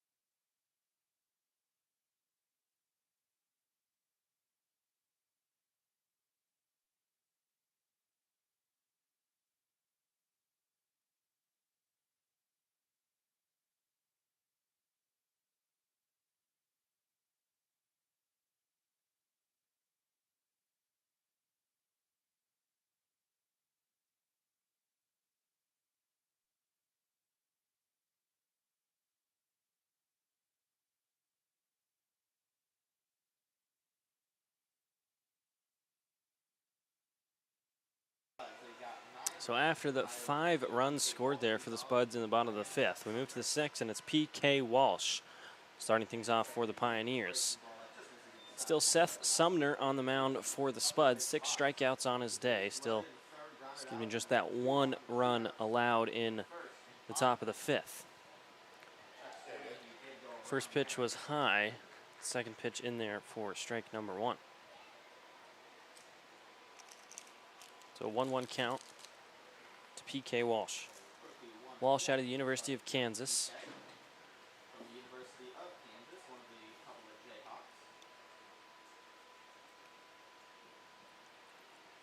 1-1 count, Sumner to Walsh.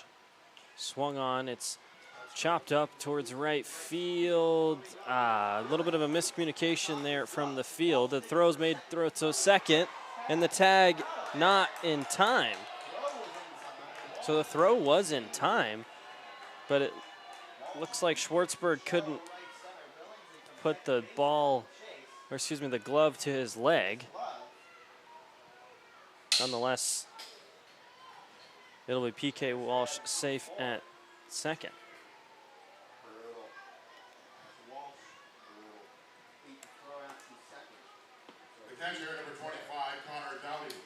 The double there for P.K. Walsh. So the leadoff hitter P.K. Walsh stands at second, and now Connor Dowdy in the box. First pitch, fastball outside. Strike 1. Dowdy, the catcher for the Pioneers tonight.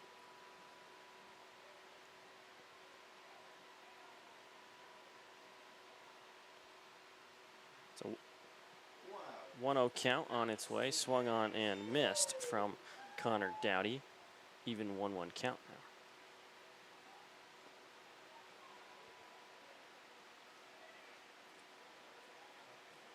One ball and 1 strike.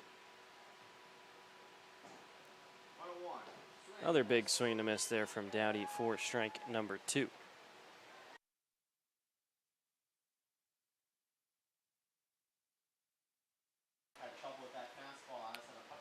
So 1 ball and 2 strikes. Back-to-back strikes dealt from Seth Sumner. It's Walsh standing at second. That one swung on, grounder, a sliding play there from second baseman Billingsley. Makes the throw to first in time for out number 1. First baseman number 4, Tyler. So a good play there from Riker Billingsley. Fielding that one on a knee and then flipping it to Stone at first for the first out. So P.K. Walsh now stands at third, just 90 feet from scoring another run for the Pioneers. It's Tyler Mead now in the box. That first pitch gets high. Mead ducks away from that one for ball number 1.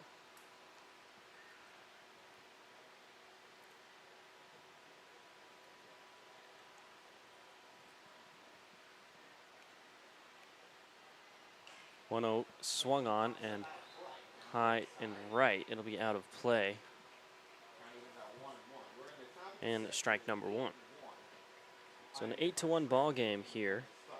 The Spuds scoring 5 there in the 5th, 2 more in the 2nd, and 1 early on in the bottom of the 1st. That's how they got their 8. That pitch swung on and fouled back for strike number 2. Pioneers solo run coming in the top of the 5th. They do have a runner now standing at third in P.K. Walsh after making his way to second after an error from the outfield. A little bit of miscommunication between Billingsley and Burke. So the 1-2 swung on straight to the dugout of the Spuds. Count will stay at 1 ball and 2 strikes.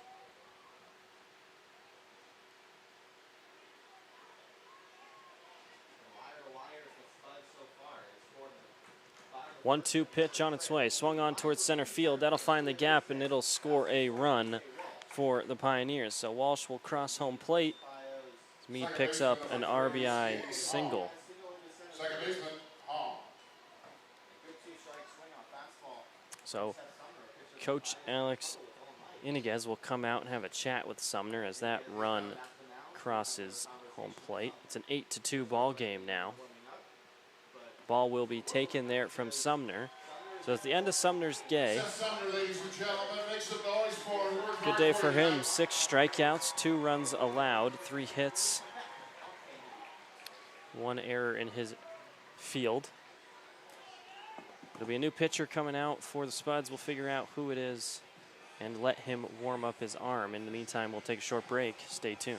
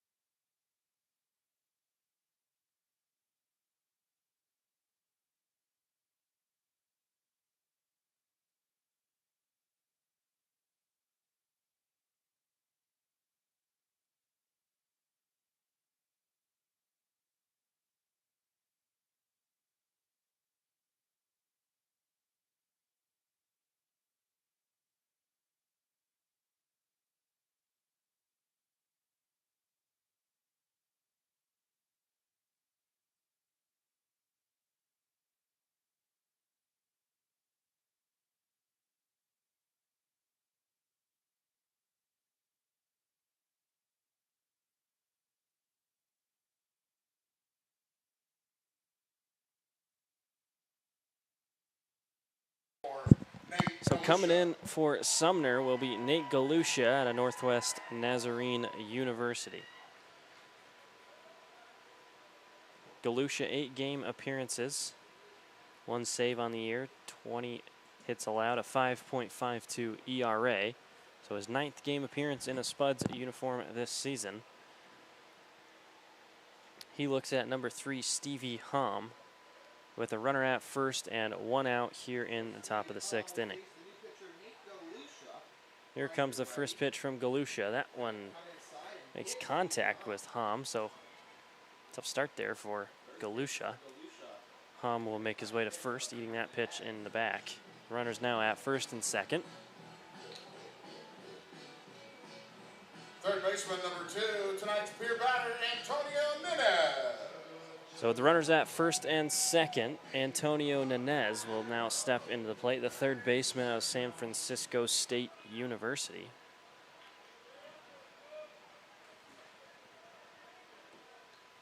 First pitch drops in there for strike number 1. So Galusha finds his first strike. No balls, 1 strike, 1 out. Runners at first and second. Galusha to Nunez. Second pitch, the at-bat on its way, swung on towards the shortstop Schwartzberg. Flips it to second, will be able to turn 2. They will. So Galusha comes in, tags Hom in the back, but then the field able to turn 2 for out number 3 and to end the inning. So we'll move now to the bottom of the 6th. Spuds now lead this one 8-2. Pioneers get 1 back. We'll take a short break and be right back with the action.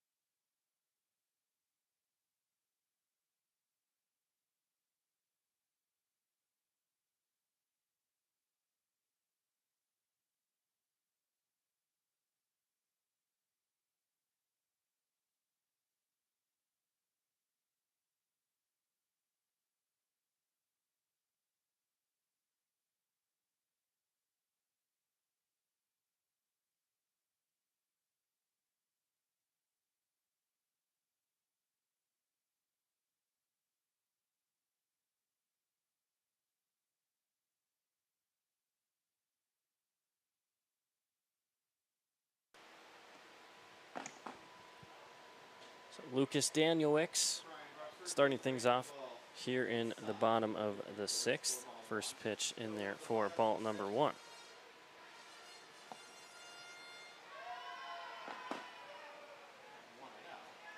So the 1-0 finds the strike zone, even the count now up at 1-1.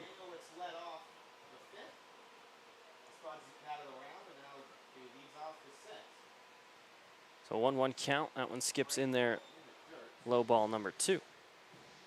So a 2-1 count now to Danielewicz. Bruxford on the mound after coming in last inning. Here comes the 2-1. Swung on from Danielewicz to the third baseman. Gets behind him, but it's the shortstop Lopez making the throw. Not in time. It'll be a base hit for the designated hitter, Lucas Danielewicz.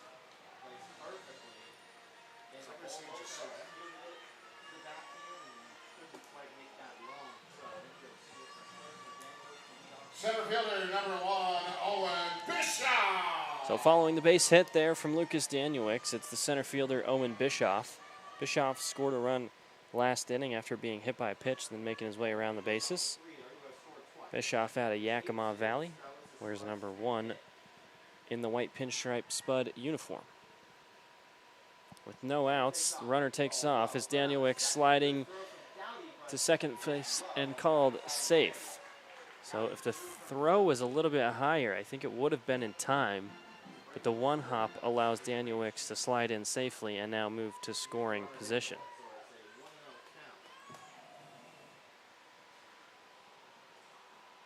One ball, no strikes. Here in the bottom of the 6th inning, Spuds lead this one 8-2. Game 1 of this 5-game set. The 1-0 pitch swung on. That will be fielded by the second baseman Hom in the center field gap, and throw will be in time for out number 1. So Bischoff grounds out, but Danielewicz now moves to third base, so 90 feet from extending this Spuds lead. First baseman number 34, Tyler Stone. So now Stone looks to keep his day rolling. An RBI double, a double, and a single. 3 for 3 here today. 1 out and a fresh count. Runner on third. First pitch, check swing, Stone went. Strike number 1. Stone out of Gonzaga in the transfer portal right now. No word on where he'll be playing next season. Here comes the 0-1 to Stone. That one stays low. Another check swing, didn't go there. Even 1-1 count now.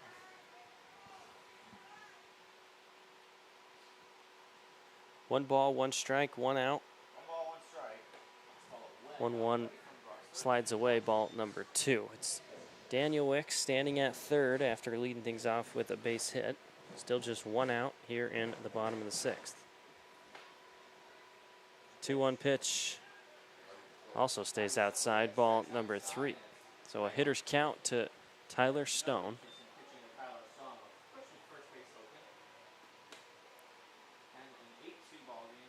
Here comes the 3-1. Stone, big swing, a high fly ball to right. That one will stay out of play.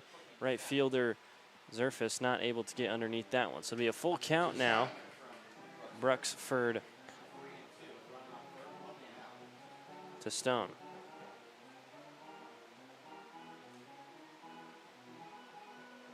Three balls, 2 strikes, a full count. Runner at third base. Stone looking for his 4th hit. Big swing and a miss. Foul tip. Excuse me.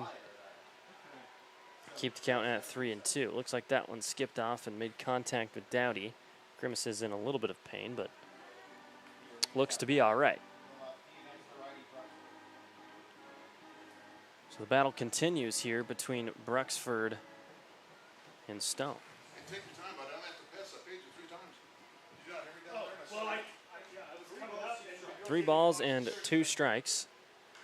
Swung on by Stone. High fly ball towards center field. That's Smelko going back, making the grab, and the runner Danielewicz will take off. So another RBI nonetheless for Mr. Stone.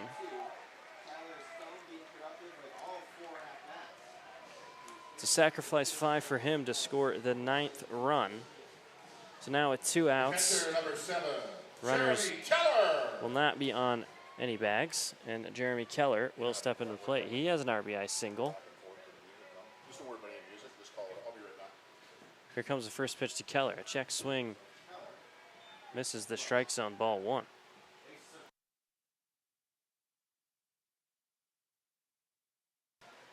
A 1-0 count to Keller. 9-2 ball game now. Swung on towards the third baseman. That will find the gap. Keller finds his second single of the night and keeps this 6th inning rolling.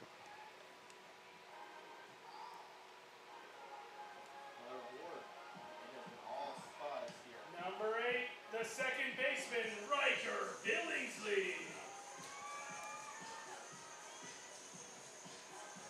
So now, still with 2 outs, here comes Riker Billingsley.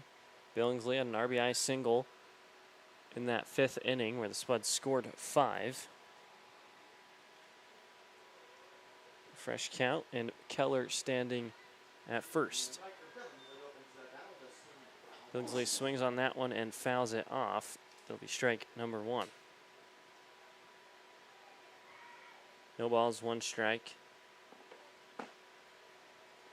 Bruxford to Billingsley. Here comes the second pitch of the at-bat. Billingsley swings on that one, fouls it off, back and left.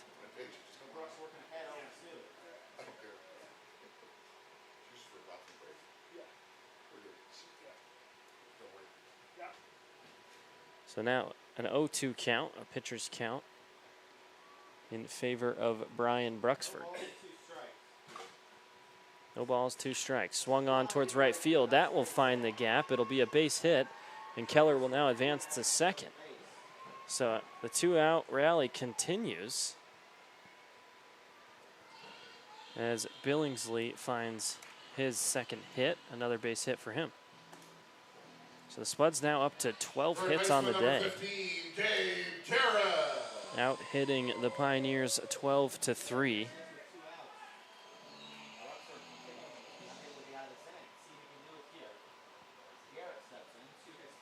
So with 2 outs and 2 runners on, here comes Gabe Gary. Takes that first pitch in there for strike number 1. Garrett has a single and an RBI double on his day. Spuds filling up the stat sheet here with 12 hits. No balls, 1 strike. Swung on by Garrett. That one will drop into right center field. The runner is sent from third to home. The throw is outside and not in time. It's Jeremy Keller scoring a run. So Gabe Garrett picks up another RBI, second one of his day. It's a base hit for him. Right fielder number 3, Chase Burke. The coach for the Pioneers will come out once more and have a chat with Brian Bruxford, struggling after finding those 2 quick outs. Spuds now lead this one 10-2. It was Jeremy Keller scoring that last run.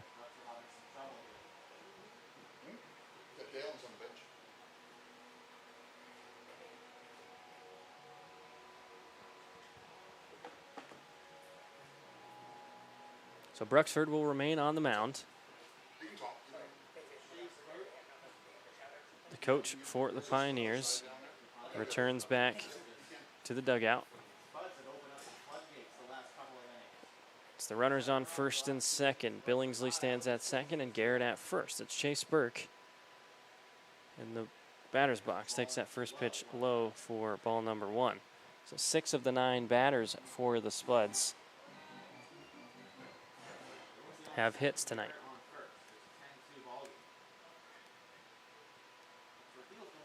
Here comes the second pitch to Burke. Swing and a miss, even the count up at 1-1. Chase Burke, the right fielder out of Mesa Community College. Looking at Bruxford with 2 runners on and 2 outs as the sun slowly sets here at Wolf Field. 1-1 pitch, another swing and a miss there from Burke. 1-2 count now.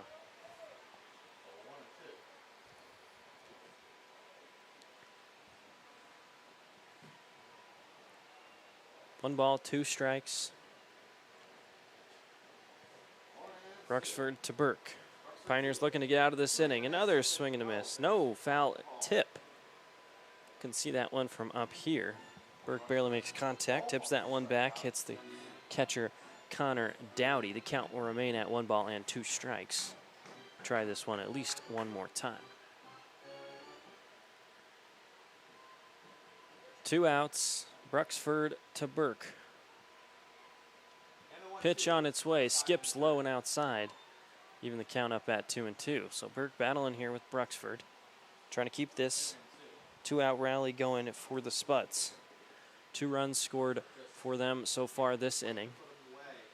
Both Keller and Stone picking up RBIs. Comes the 2-2. Chase Burke swung on high towards right field. It's the right fielder, Zerfis, tracking that one through the sun and making the grab to finally end the inning. So we'll move to the top of the 7th. The Spuds continue to add to this lead. It's now a 10-2 ball game, out hitting the Pioneers 13-3. We'll take a short break and be right back with the action.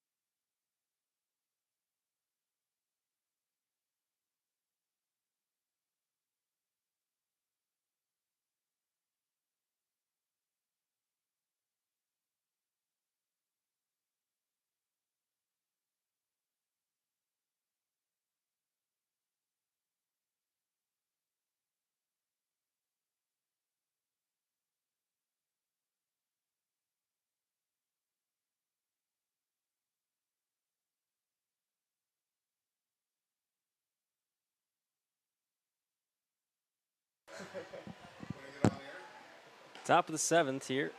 It's the top of the lineup for the Pioneers. Eric Smelko. 0-1 count. No outs, 10-2 ball game. Even 1-1 count now. Galusha to Smelko.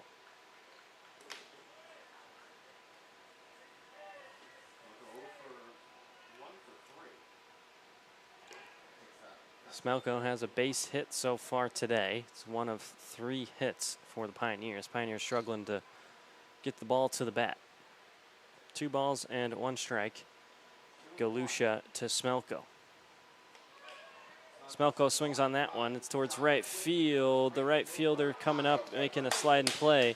Can't hold on to that one. So Chase Burke can't make the grab on his knees. It'll be a base hit there for Shortstop number Smelko. 6, Isaac Lopez. Shortstop, Lopez. Goodness gracious, man.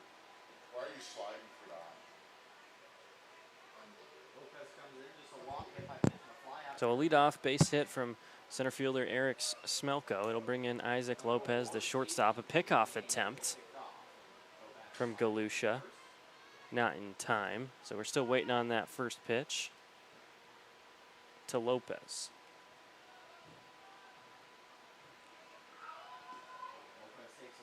Ball skips in there low for ball number 1. So 1-0 count, Galusha to Lopez. Still a 10-2 ball game. Spuds out hitting the Pioneers by 9. Both of the runs for the Pioneers coming in the last 2 innings, 1 in each. Breaking ball finds the strike zone, even the count now at 1-1. So Spuds scored 1 in the bottom of the first, 2 more in the bottom of the second, 5 more in the 5th, and 2 more last inning in the 6th.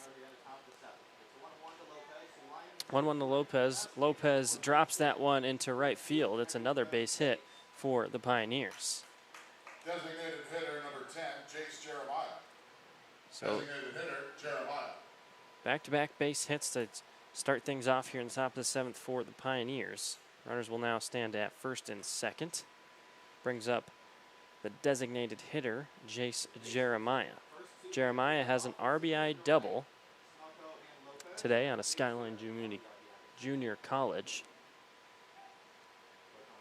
Galusha gets the call from his catcher, Jeremy Keller. Here comes the first pitch. That one drops into the strike zone. 0-1.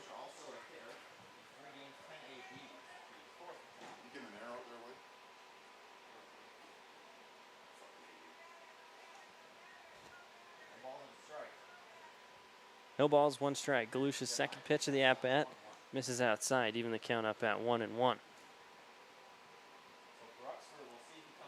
Smelko leads things off with a base hit, and then Lopez follows that one up with base hit, both to shallow right field. Pioneers now 5 hits on the day. That one swung on. That one finds the gap into right field. The bases now will be juiced, no outs. 3 hits in that right field gap, whether it's been over the head of the second baseman or through the gap to the right fielder, Burke. Nonetheless, bases are loaded for cleanup hitter Alex Zerfus.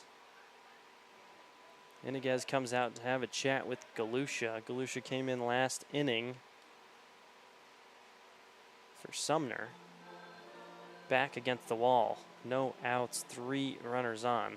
Still lead this one 10-2. This is the first game of a 5-game series here with the Western Nebraska Pioneers. Be a perfect time to shout out all of our social medias here at the Spuds Baseball Club. Find us on Facebook at Spuds Baseball Club. Follow us on Twitter at Spuds Baseball, as well as Instagram, Spuds Baseball. And you're watching Spuds TV right now on YouTube at Spuds Baseball. I don't have a graphic for it, but I always like to shout it out. You can also follow us on TikTok at Spuds Baseball. So for everything behind the scenes, game updates, score updates, fun events here at the ballpark, make sure to check us out on our social media pages. So chat finish there from Coach Iniguez. Galusha stays on the mound with the bases loaded and no outs to Alex Zerfus. Comes the first pitch, stays high, ball number 1.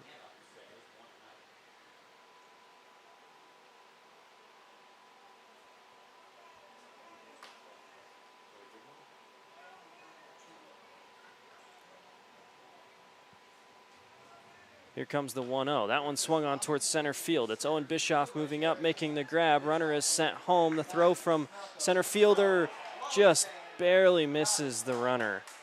A good throw there from Bischoff, just barely misses the head of Smelko, but Zerfus will get the RBI.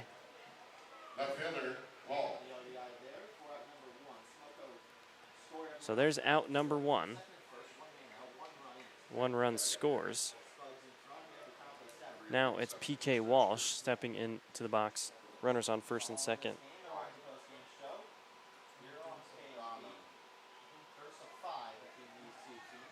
So the score now 10-3. First pitch to PK Walsh gets outside for ball number 1.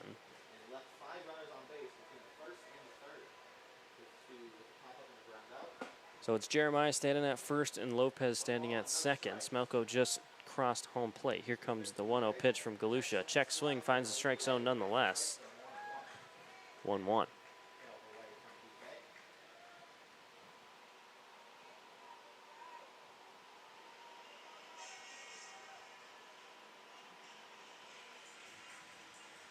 One ball, one strike.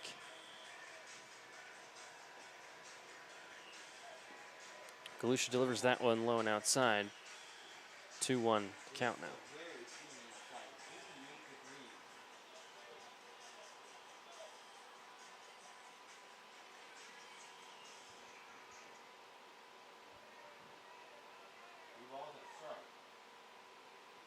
Comes the 2-1. That one skips in low, so now a 3-1 count.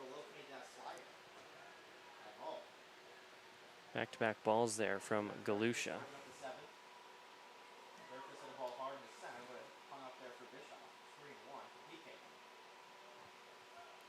3 balls and 1 strike. On its way. Big swing and a miss. Move the count to full now. So the Spuds looking to find the second out of the inning.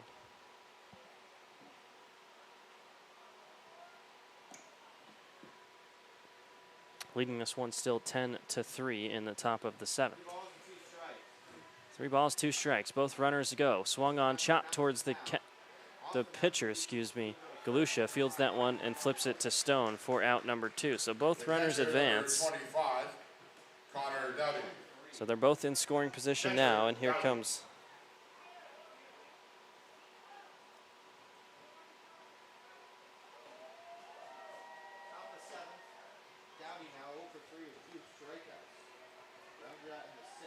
runners at second and third. Here comes Connor Dowdy. First pitch his way, misses outside for ball number 1.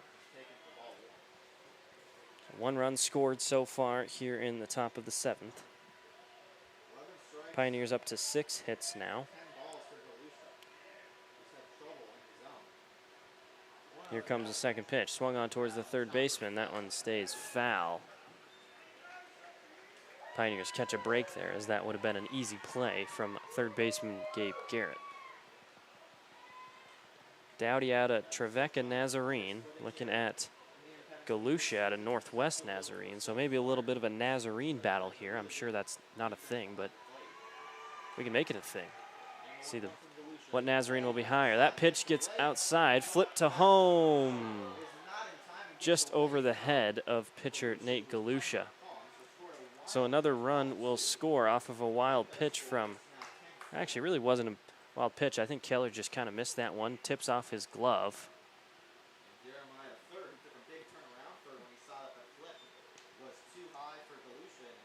Score another run for the Pioneers. So 10-4 now.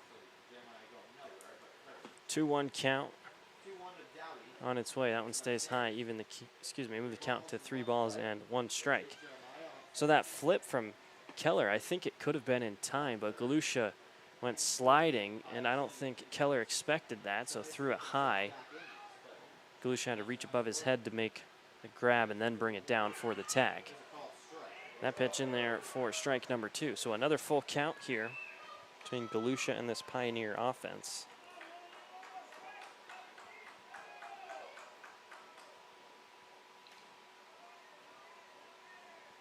Three balls, 2 strikes, 2 outs. Here comes the full count pitch. Swung on towards the third baseman, Gabe Garrett. Oh, excuse me, that one will go off his foot. Went pretty far. Didn't really seem like it would have hit him there, but nonetheless, the count will stay at 3 balls and 2 strikes, and Galusha will have to deal to Dowdy at least one more time.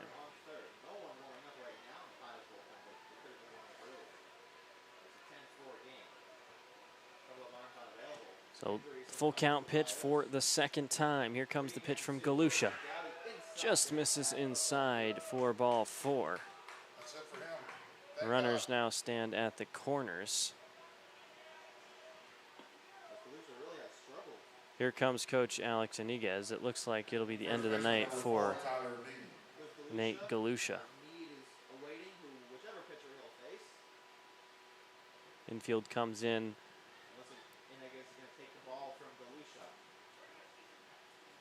Coach takes the ball from Galusha. It'll be the end of his night.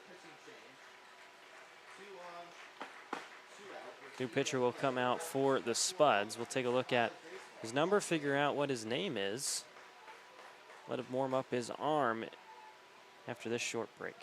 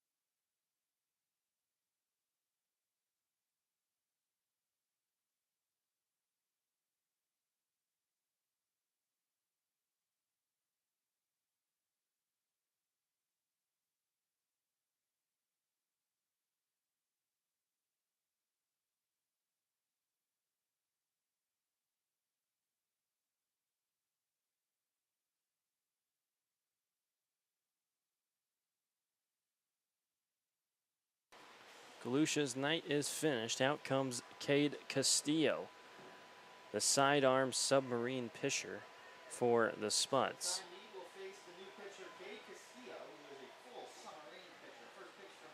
First pitch Castillo to Meade is fouled back for strike number 1.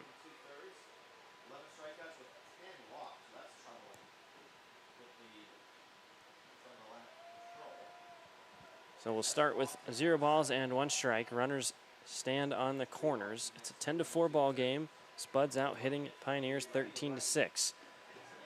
Slowly losing daylight here at Wolf Field. The lights shining down on the stadium.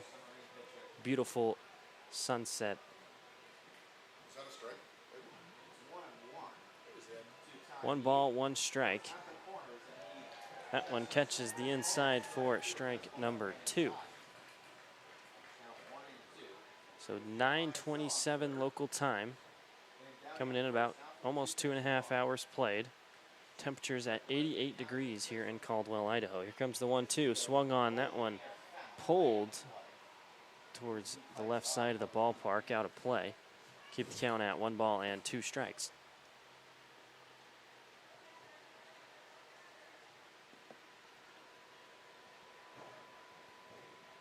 Pioneers getting 2 runs back here in the top of the 7th. 1 ball, 2 strikes, swung on and fouled off his foot. He'll walk that one off, looks to be all right. Once again, a 1-2 pitch will be thrown from the new pitcher, Cade Castillo.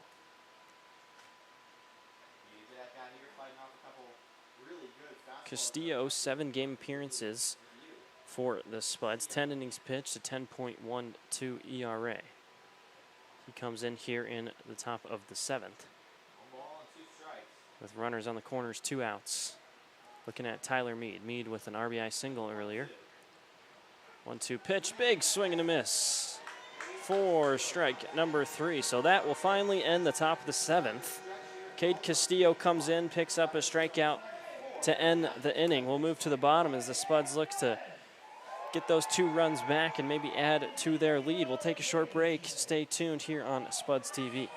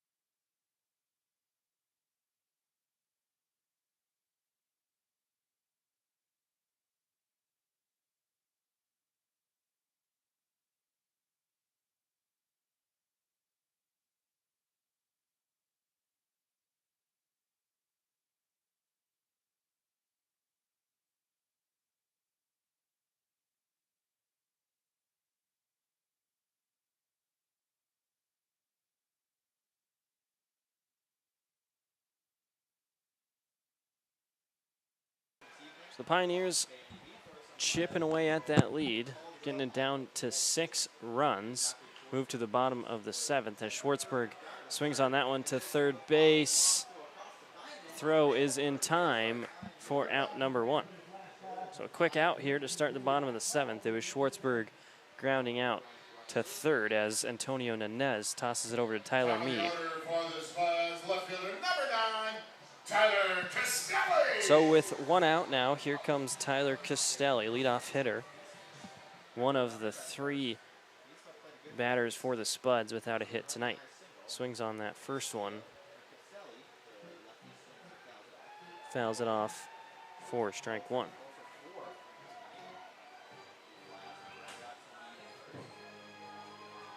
Here's next girl right here. She's been walking by about 15, 20 times. Look at her, look up, she'll look up. Oh boy. Wow. That was a move right there. Of the season You see that way? against some good friend Tony You Garcia. didn't see that? Two went to high school together. What was that there? No balls, 1 strike. 1 out. Here comes the pitch to Castelli. Castelli swings on that one. That one finds center field. That one had some power on it.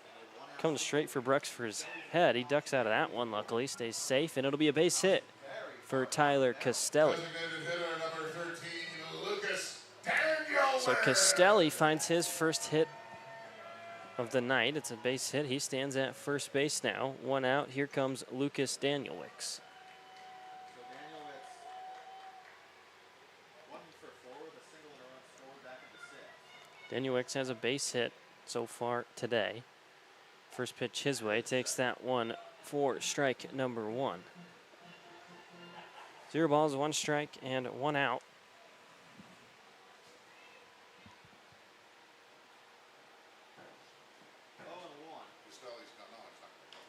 0-1 is swung on towards center. Gets a weird hop off of the pitcher's mound. And shortstop Stevie Holm can't control that one. Off the mound, the turf mound, to the right, the second for Tom who had a play. The center fielder, number 1, Owen Bishop. So it'll be the second hit of the day for Lucas Danielwicks. Advances Castelli to second. You gotta put something down. Next batter's coming up. You gotta do something. Hit or an error. It's an error. That's an error. E4, I agree. Be a homer like Wade. Can't stand that kid. So with 1 out, runners now stand at first and second. It's Owen Bischoff. No hits today, was hit by a pitch earlier and scored a run for the Spuds. Spuds now up to 14 hits. That last one from Danielwicks marked down as an error for the Pioneers. Stevie Holm couldn't make the play with the ball there in shallow center at second base. No balls, 1 ball, no strikes. That one drops in the center right field gap. The throw to third, not in time. It's cut off there from the pitcher, Bruxford. No, that was the second baseman, Lopez, cutting that throw off. So the bases are loaded here for the Spuds, and it is the man you want to see as a Spuds fan. Stone, 5 home runs on the year. He's got a RBI double, a single, another double, and a sacrifice 5 for another RBI. So 2 RBIs for him tonight. He'll step into the box, bases loaded, 1 out. Bruxford to Stone. That pitch outside, ball number 1. So now 8 of 9 batters here for the Spuds has a hit. Here comes the 1-0 to the lefty, Stone. Stone swings on that one, chops it to the catcher. It'll be flipped to home for the force out, and then tosses over to first in time. Will turn 2. So a tough way there for the Spuds to end the inning. The Pioneers escape here in the 7th. We'll move to the top of the 8th now.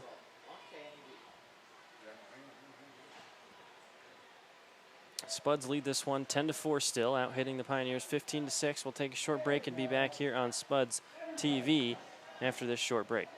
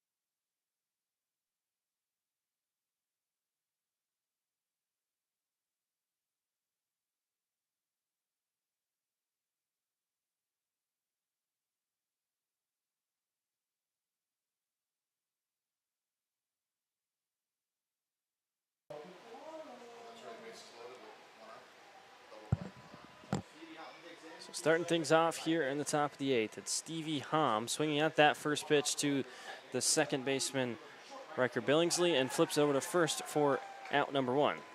So quick out here to start the top of the 8th as Spuds failed to convert last inning on bases loaded with 1 out. It was a double play by the defense of the Pioneers. The score still remains at 10-4 here in game 1 of 5. Tomorrow, same first pitch time, 7:05 Mountain Time. Hope to see you either out here in the ballpark at beautiful Wolf Field or tuning in on Spuds TV once more. First pitch in there for strike number 1. Pitch misses inside, even the count up at 1-1 to Antonio Nanez.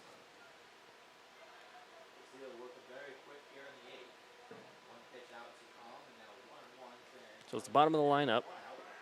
Nanez in the box for the Pioneers. It's a 2-1 count his way.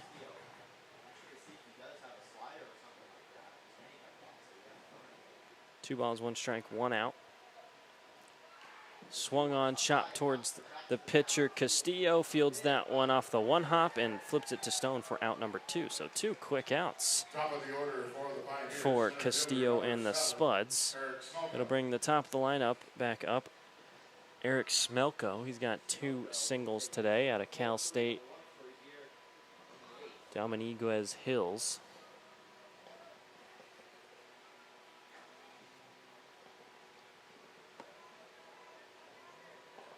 0 balls, 0 strikes, and 2 outs now to the lefty Smelko. Pitch misses outside for ball 1. 1 ball, no strikes, 2 outs. Similar spot outside ball 2.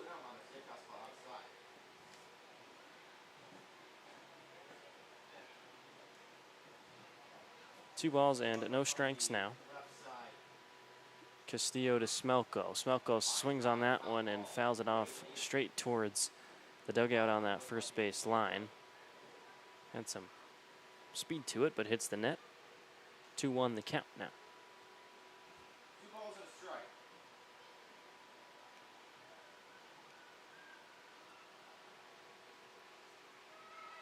2-1. That one finds the inside corner.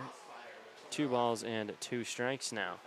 A nasty pitch there from the righty Submarine to the lefty hitter. That one goes left to right, straight towards him, an awkward position as a lefty hitter. So 2-2 with 2 outs and nobody on. That one misses outside and moved the count to full. 3 balls and 2 strikes.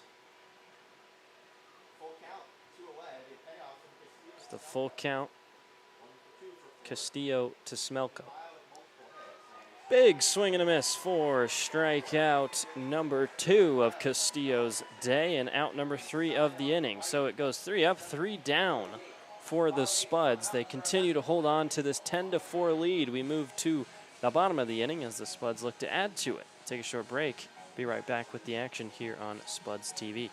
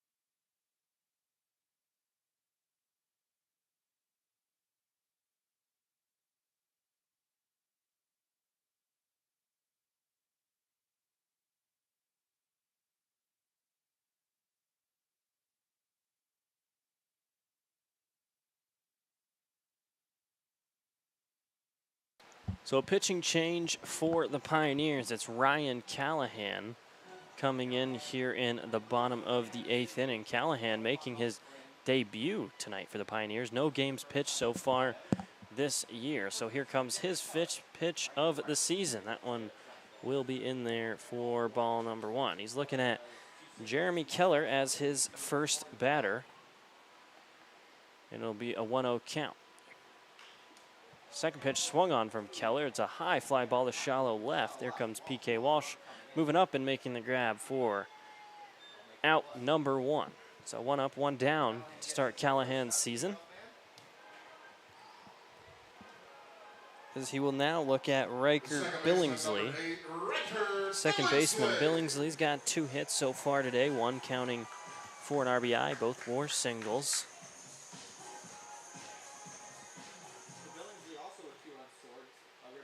So now with 1 out, it's the righty Callahan to the lefty Billingsley. Swung on towards center. That's the center fielder Smelko running up and making the grab. So Smelko had to turn on the jets there, but got underneath that ball for out number 2. So quick start here to the bottom of the 8th.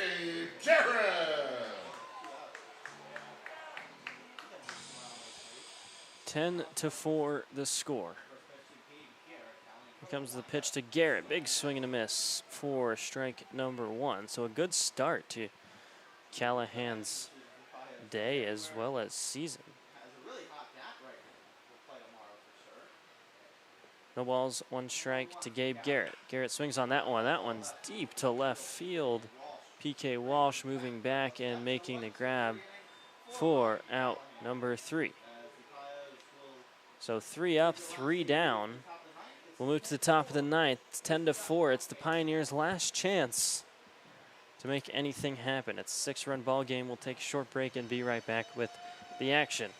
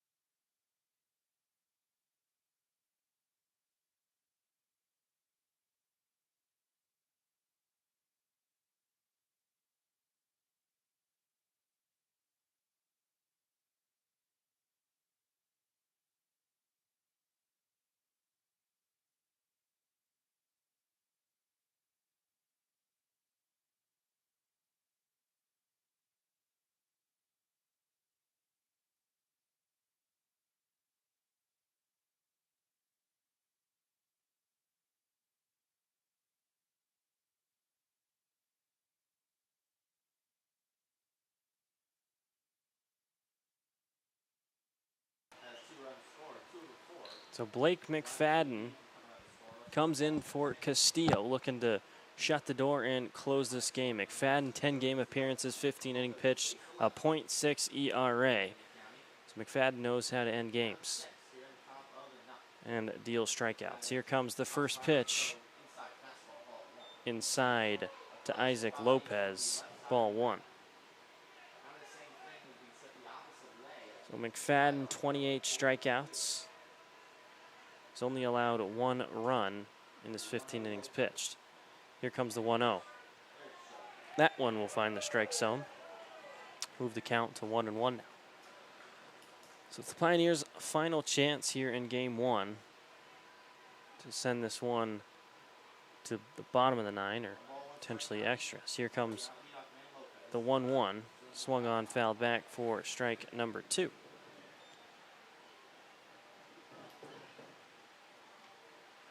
Still barely, the sun barely hanging on. Can't see it on your screen. Barely off in that left side. I guess you can see a peak of orange, but the darkness moves in here in Caldwell. 1 ball, 2 strikes to count. Here comes the pitch from lefty McFadden to the righty hitter Isaac Lopez. On its way, that one skips outside, ball 2.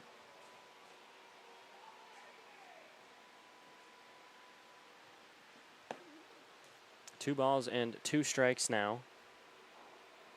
Lopez, a base hit on his day.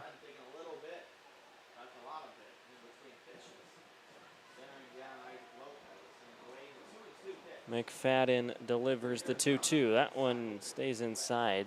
Lopez scooches back out of the way. It'll be a full count. So McFadden's first at bat going the distance.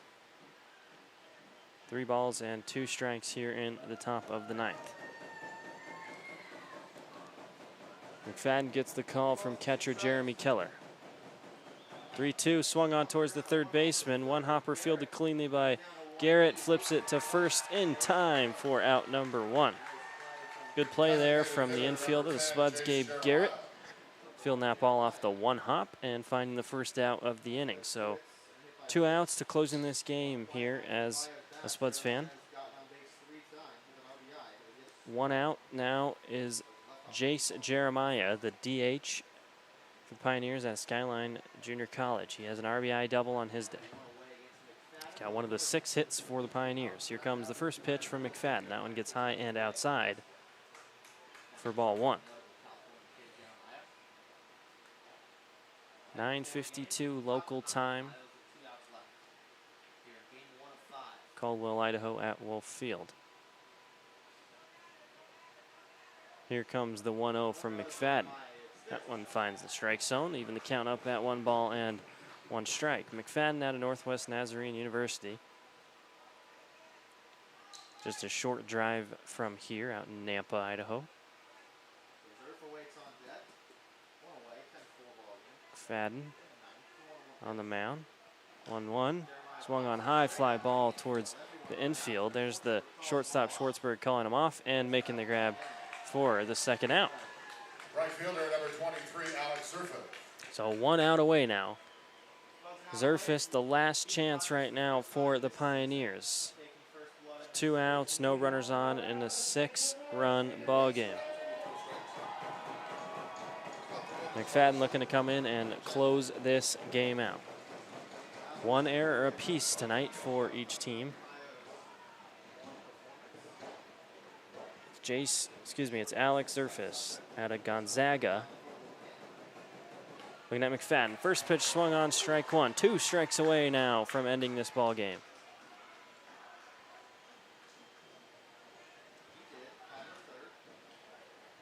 Now the 0-1 count. Spuds looking to win game 1 of this 5-game stretch and win game 1 all year against the Pioneers. There comes the next pitch, swung on, strike 2.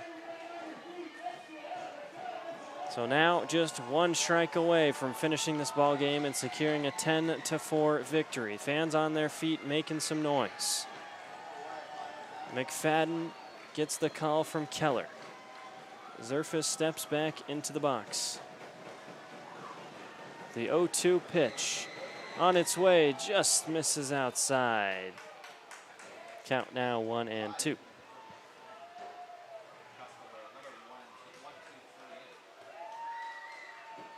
1 ball and 2 strikes. All McFadden needs is One more strike to end the ball game. Comes in to close this one. Here comes the 1-2. Just stays high and inside. So the fans will have to wait for at least one more pitch. Zerfus, the last chance for the Pioneers. Game 1 of 5. McFadden. 2-2 count. On its way, that one finds the strike zone for strike number 3. A strikeout to end the day. A 10-4 victory for your Canyon County Spuds. Game 1 win in this 5-game series. Score recap, Spuds scoring 1 in the first, 2 in the second, 5 more in the 5th, 2 in the 7th. That's their 10 runs. Pioneers scoring 1 in the 5th, 1 in the 6th, and 2 in the 7th. That adds up to their 4 runs. It was a 15-6 hitting battle between the Spuds and the Pioneers. That'll do it for us out here at Wolf Field and here on Spuds TV. We'll be here again tomorrow, same time, 7 o'clock. Come out to the ballpark, watch the game in person, or tune in again here on Spuds TV. I'd like to thank you for tuning in here tonight. It's Nick Gruber up in the booth. Thank you for tuning in. We'll see you tomorrow. Have a good night, everybody.